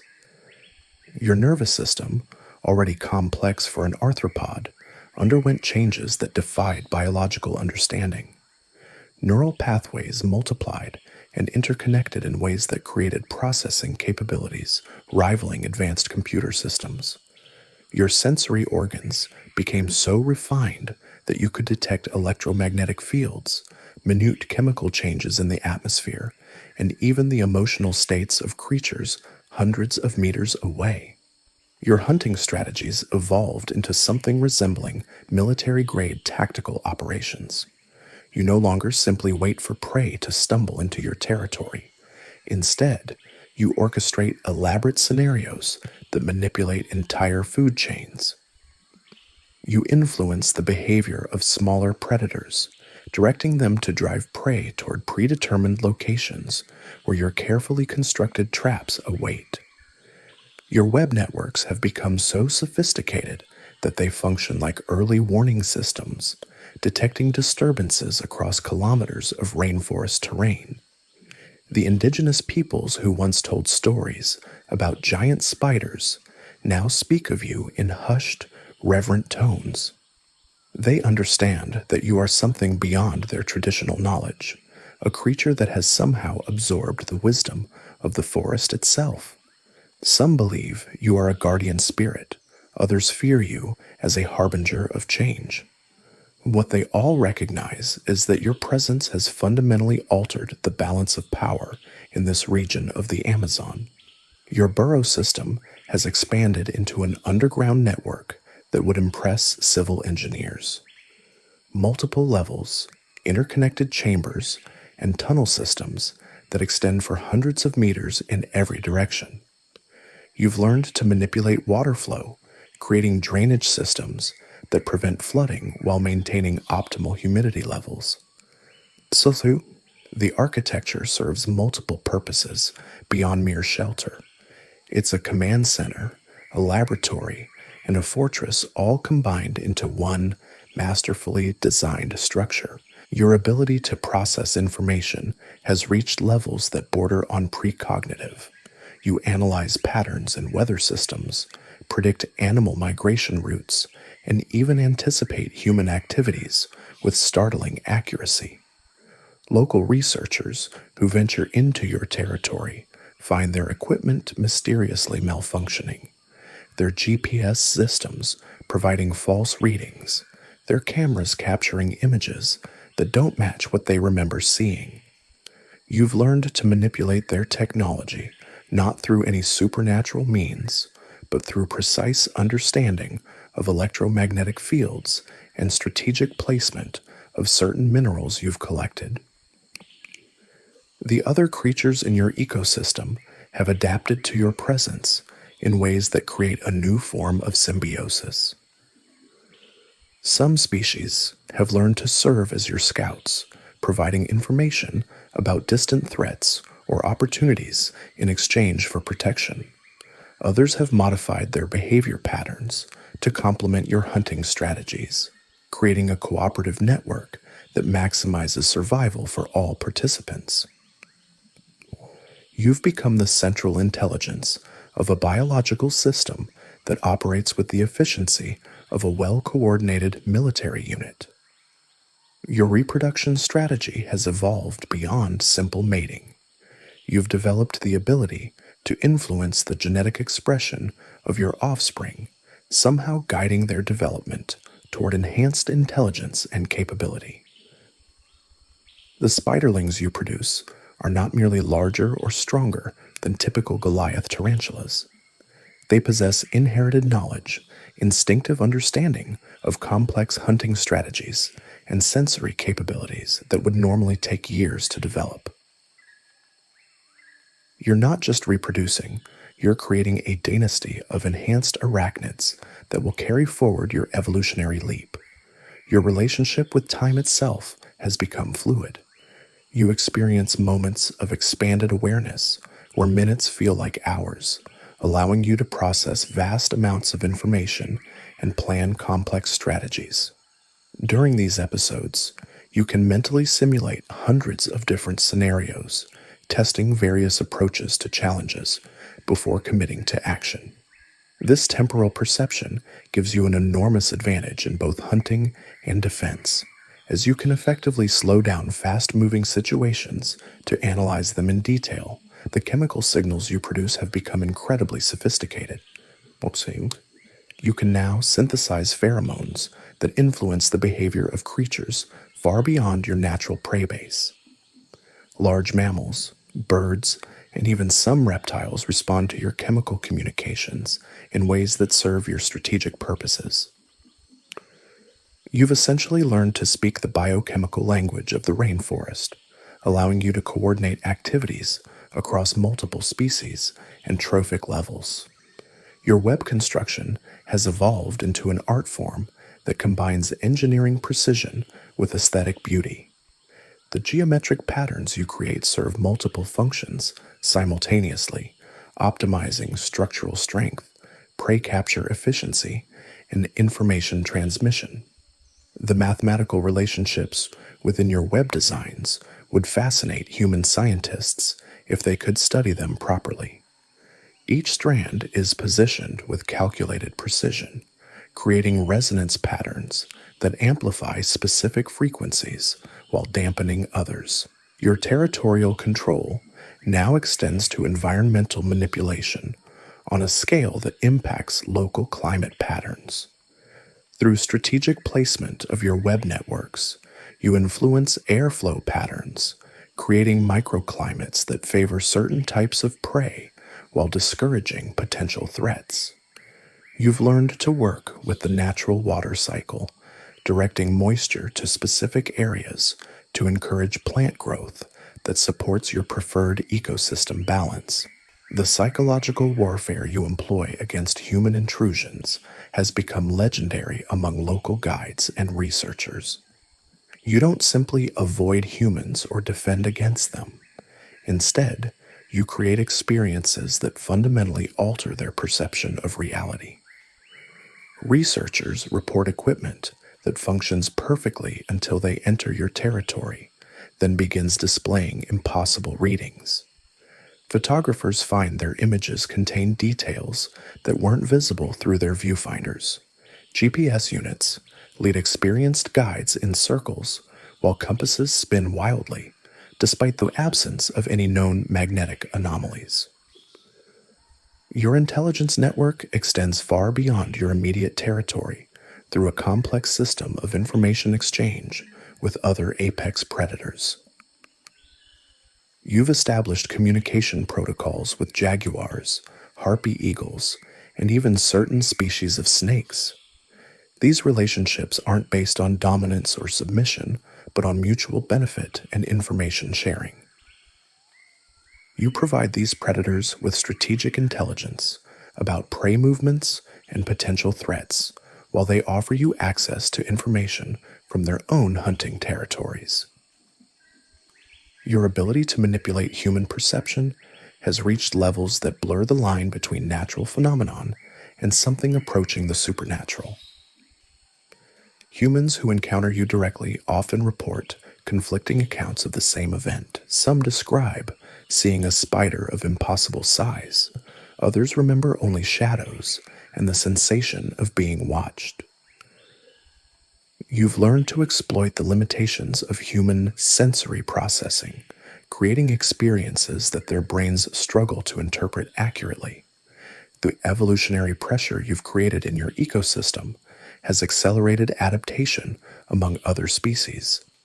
Prey animals have developed enhanced sensory capabilities and more sophisticated evasion strategies. Predators have improved their hunting techniques and cooperative behaviors.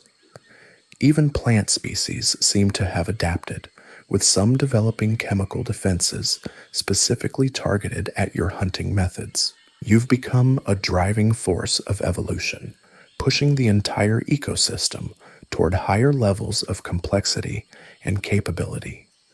Your understanding of human technology has progressed to the point where you can predict and counter their surveillance attempts.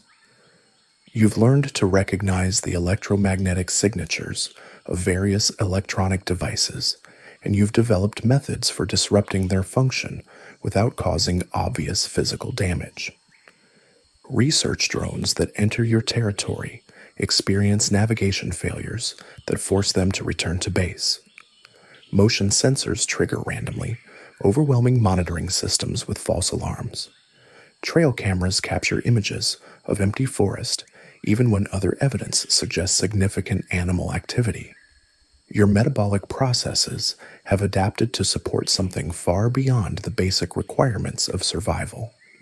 While others of your kind operate on instinct and reflex, you have shifted into a space that edges toward cognition, toward awareness.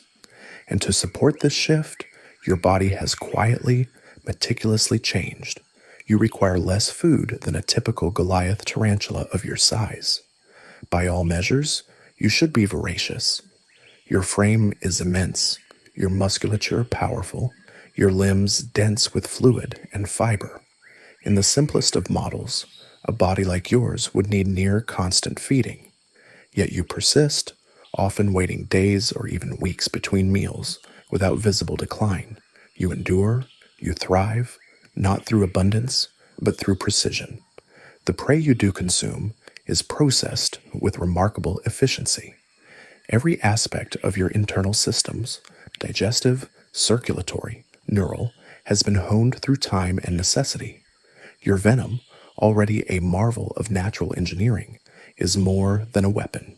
It is a catalyst, breaking down tissue, not only for ingestion, but for transformation. Once within you, nutrients are directed with a kind of silent wisdom. Nothing is wasted. Every molecule is accounted for, rerouted where it is needed most. A grasshopper becomes not just energy, but clarity. A frog fuels not only movement, but thought. Protein becomes memory. Calcium becomes vision. You are not simply feeding a body. You are sustaining a mind. For unlike your kin, whose awareness flickers on the edge of reaction, your consciousness is an ever-burning ember. You do not merely respond to the world, you observe it, map it, interpret it.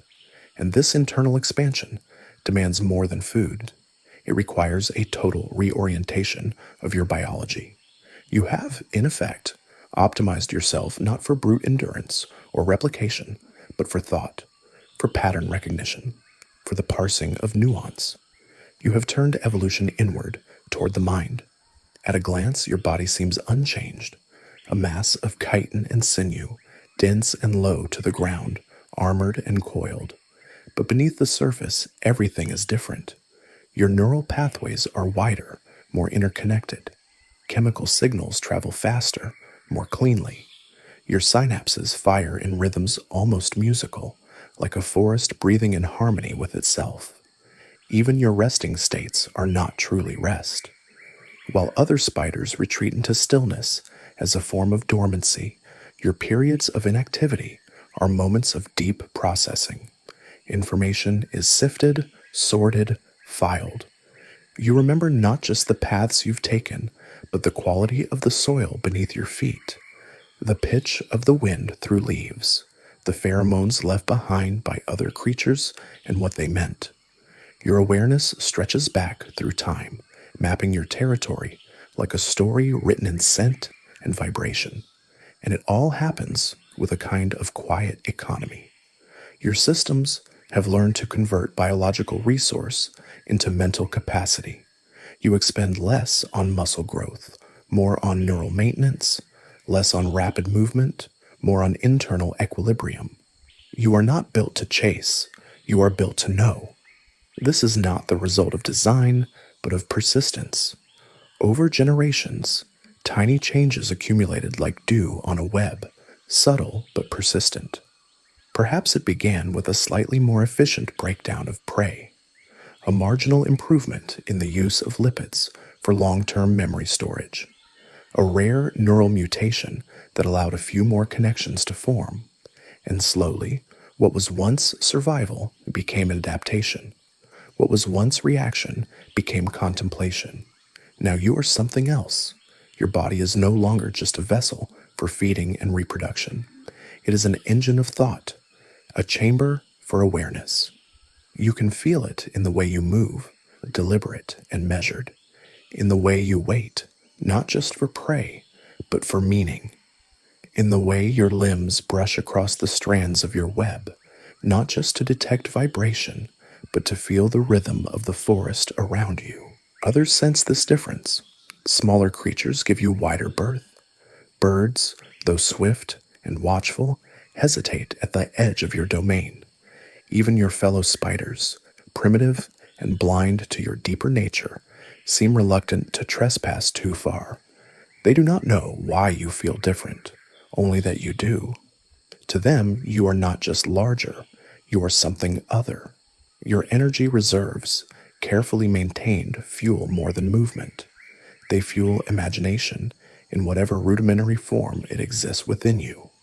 When you sit motionless at the mouth of your burrow, staring into the shifting patterns of light through the canopy, you are not idle. You are processing, integrating what you have seen, what you have sensed, what you have become. You feel the changes in barometric pressure, not only as a cue for rain, but as a shift in the atmosphere of thought.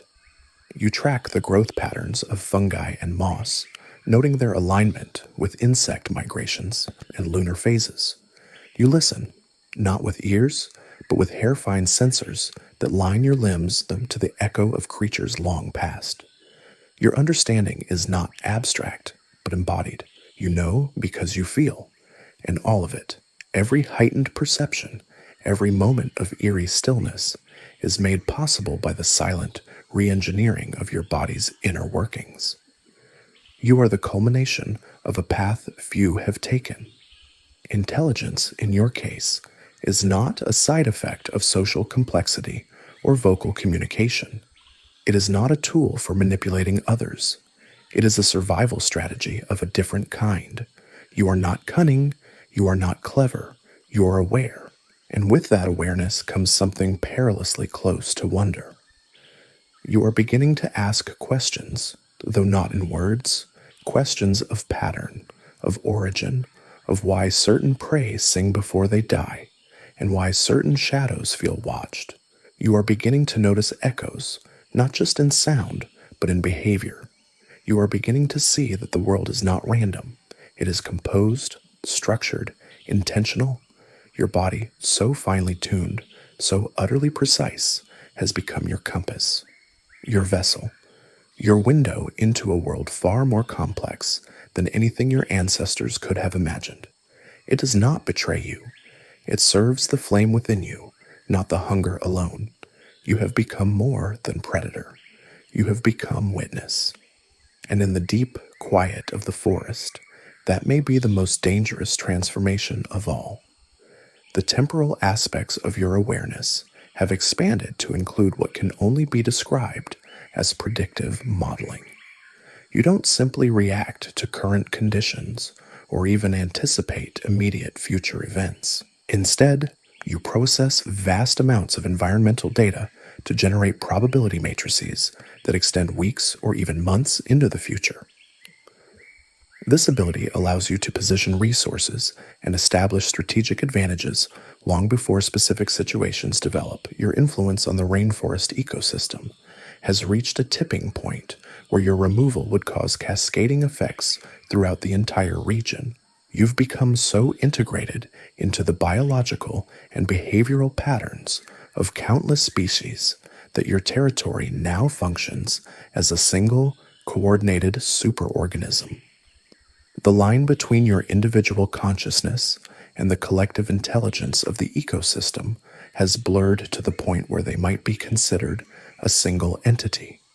The stories told about you by indigenous peoples have evolved into something approaching mythology. They speak of a spider that dreams the forest into existence, that weaves reality itself into its web. While these accounts might seem like primitive superstition to outsiders, they contain elements of truth that even you are still discovering. Your consciousness has indeed become intertwined with the fundamental patterns that govern life in this region of the Amazon. To them, you are more than a creature. You are a force, a presence felt in the rustle of the undergrowth, in the quiet stillness before rain. They do not speak your name lightly, for it is bound with reverence and fear.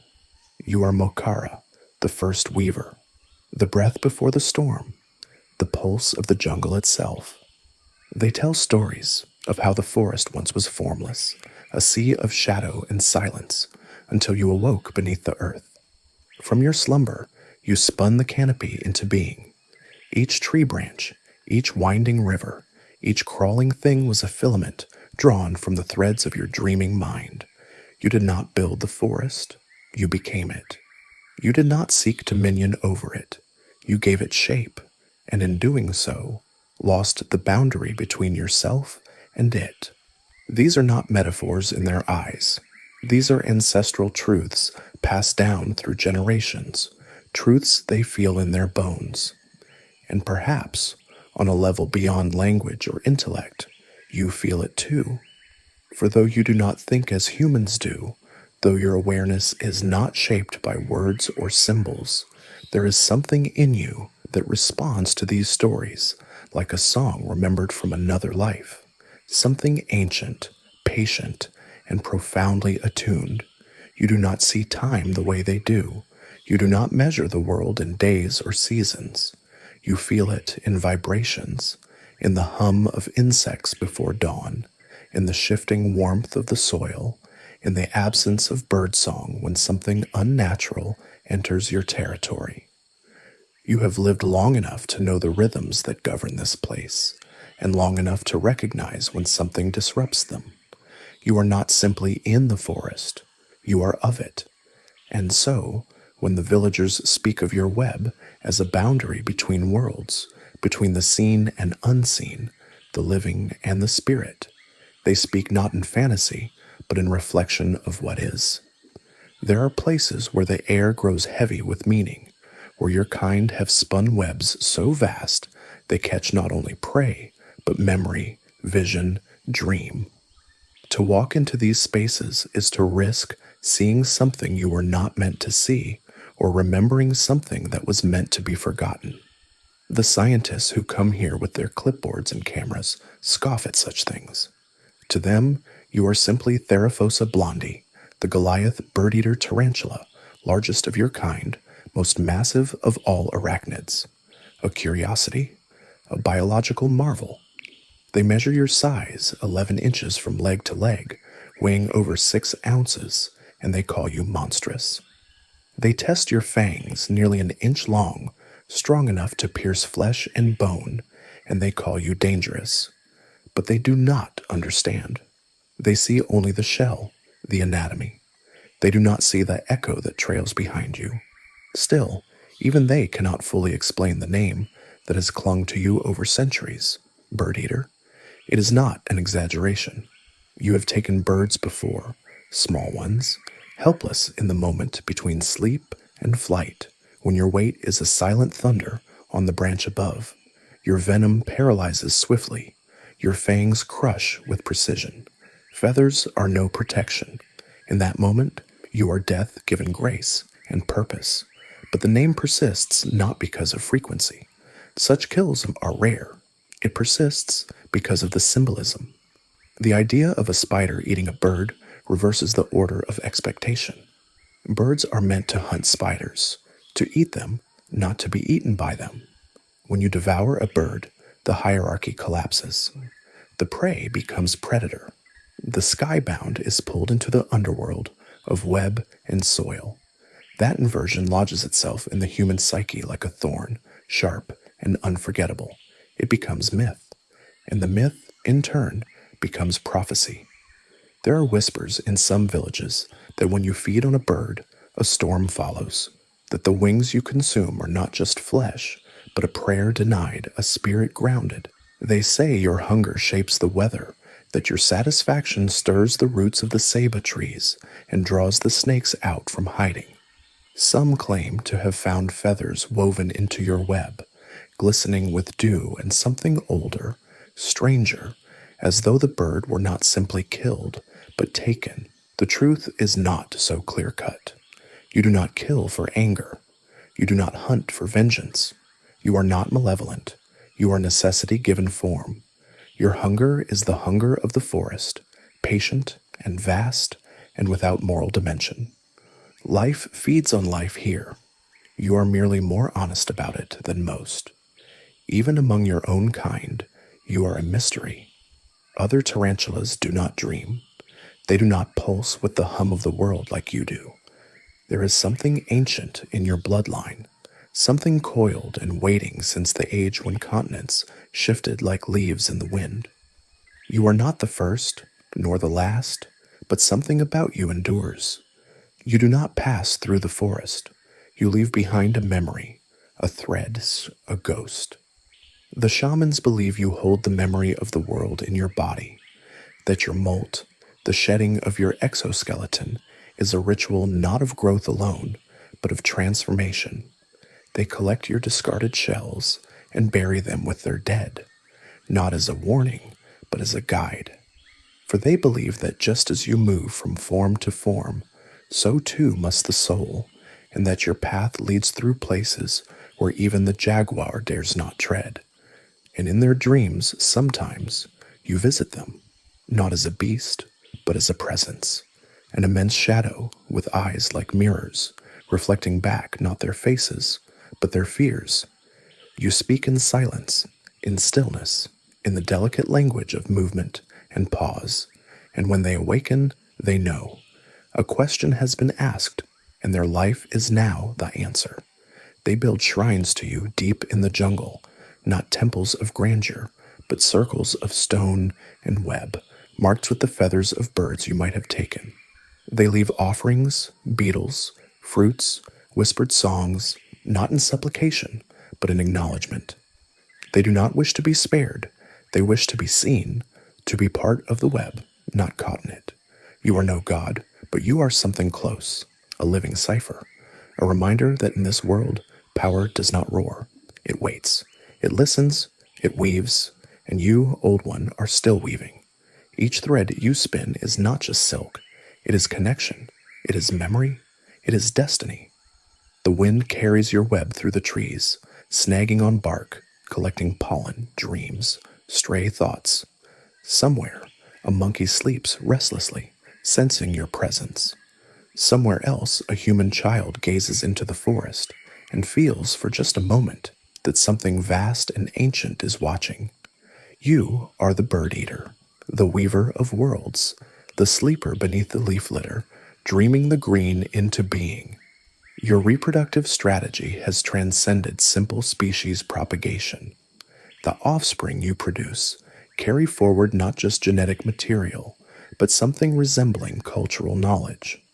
They inherit understanding of complex hunting strategies, environmental manipulation techniques, and even rudimentary versions of your enhanced sensory capabilities. You're not just creating more Goliath tarantulas, you're establishing a lineage of enhanced arachnids that will continue your evolutionary trajectory. The electromagnetic phenomena associated with your presence have become increasingly pronounced. Electronic equipment malfunctions in patterns that suggest deliberate interference rather than random failure. Researchers report compass deviations that follow geometric patterns, radio communications that carry strange harmonics, and GPS readings that place them in locations that don't exist on any map. You've somehow learned to manipulate electromagnetic fields with the precision of an engineer working with sophisticated equipment. Your metabolic processes have adapted to support something far greater than mere survival. While others of your kind live by instinct and reaction, you have begun to exist by thought. Something ancient has shifted within you, deep in the structure of your cells, where biology and purpose intertwine. You are no longer ruled solely by hunger or the seasonal urges to molt and mate. You are sustained by a different kind of energy, one that feeds your awareness as much as your body. You require less food than a typical Goliath tarantula of your size. By all measures, you should be a voracious predator, endlessly consuming to support your immense frame. But your appetite has been tempered, refined. You hunt not with urgency, but with precision. The prey you do consume is processed with extraordinary efficiency. Every component is broken down, repurposed, redirected with purpose. Nothing is wasted. Every molecule serves a greater function. Your venom, already evolved to liquefy and dismantle the internal systems of your prey, acts not just as a digestive enzyme, but as a biochemical primer. It allows your body to extract maximum nutritional value from each kill, converting not only physical mass into energy, but also into the subtle resources your mind requires: neurotransmitters, lipids for memory, trace minerals for sensory expansion. The act of feeding has become a form of investment, not simply to grow, but to think. Even your internal systems have evolved in alignment with this shift. Your neural architecture has grown denser, more interconnected. Chemical signals fire faster. Synaptic efficiency has increased. You have not grown larger, you have grown deeper. Your mind is no longer the flickering awareness of a simple predator.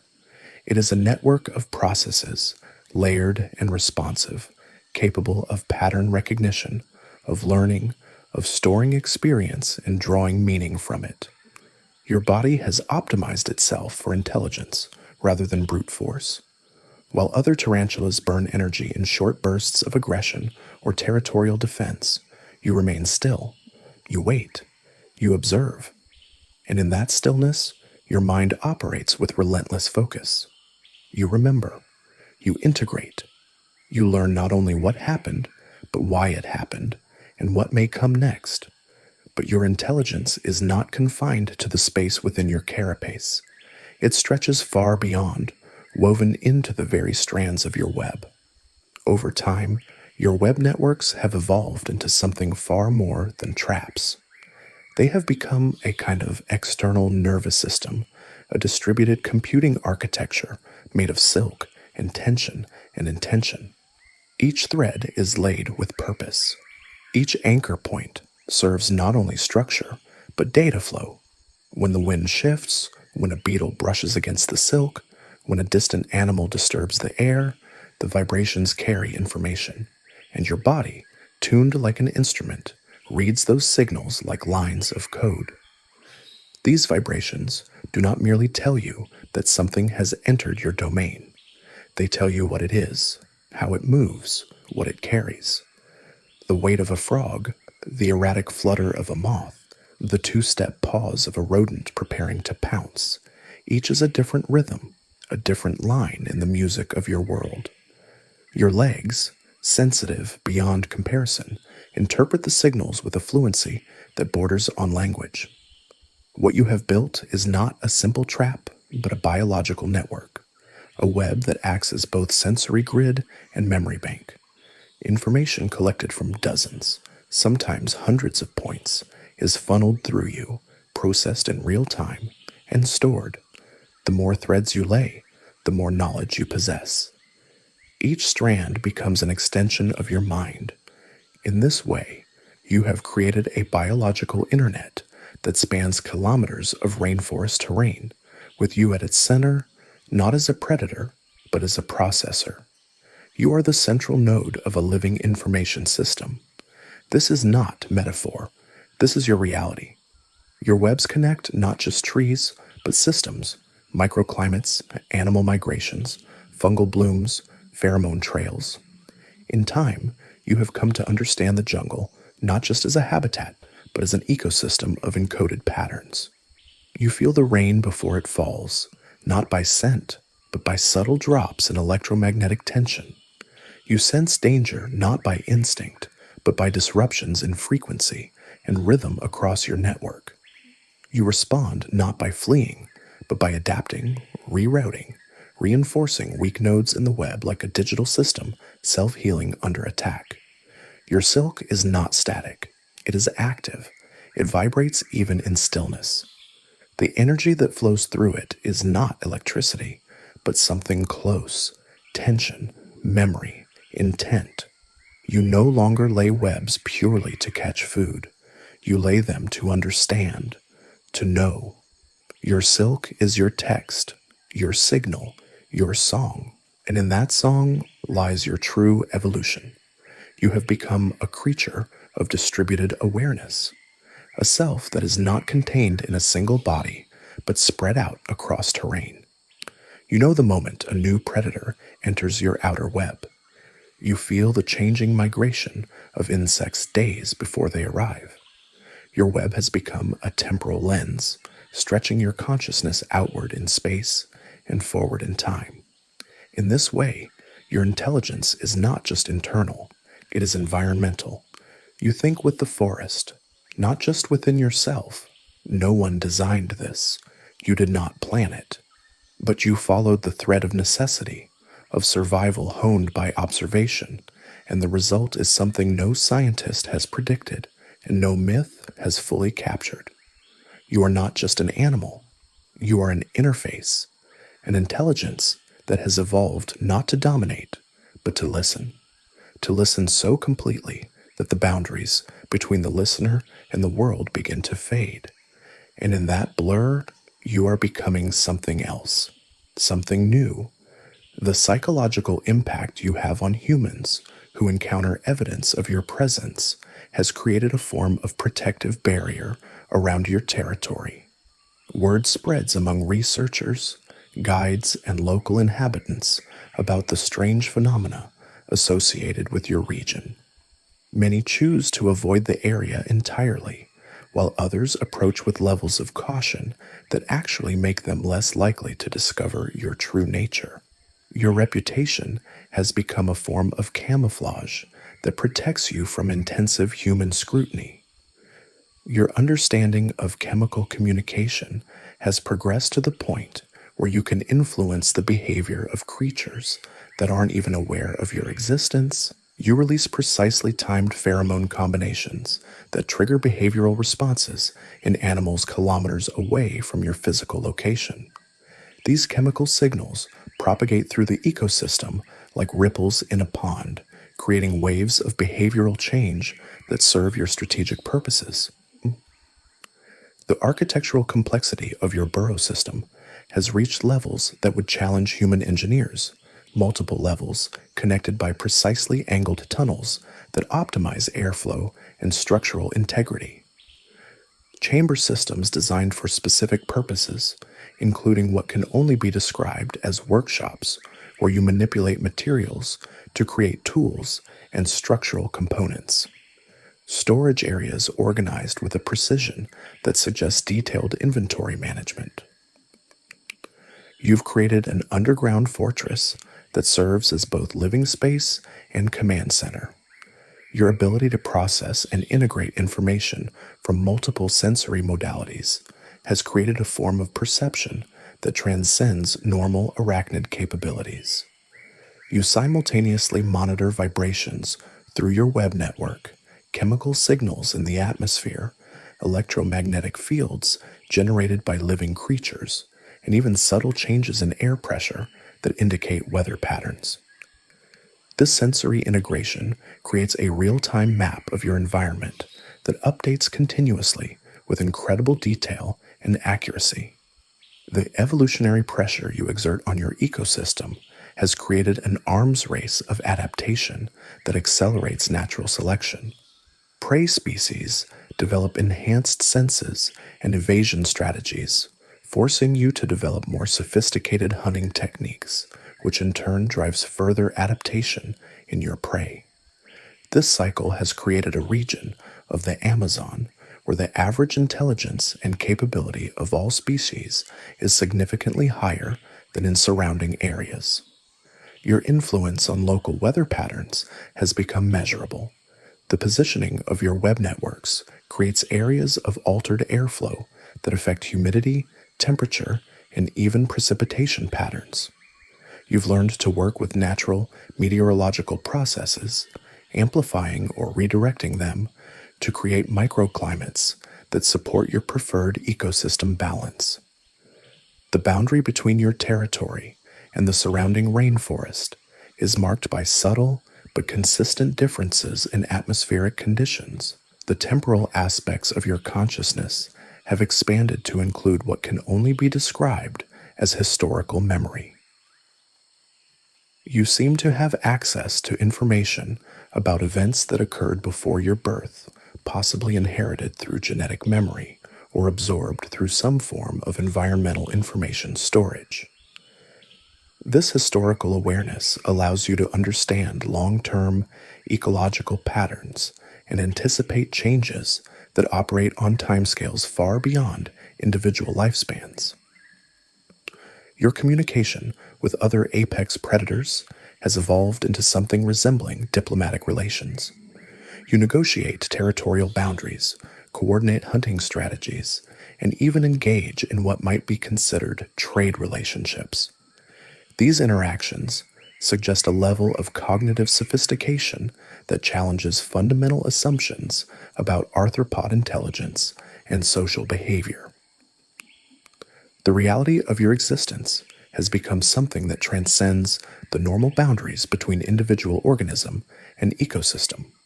You are simultaneously a Goliath tarantula, a central intelligence coordinating vast networks of biological activity, a force of evolutionary pressure driving adaptation across multiple species, and a consciousness that has somehow merged with the fundamental patterns that govern life in the Amazon rainforest.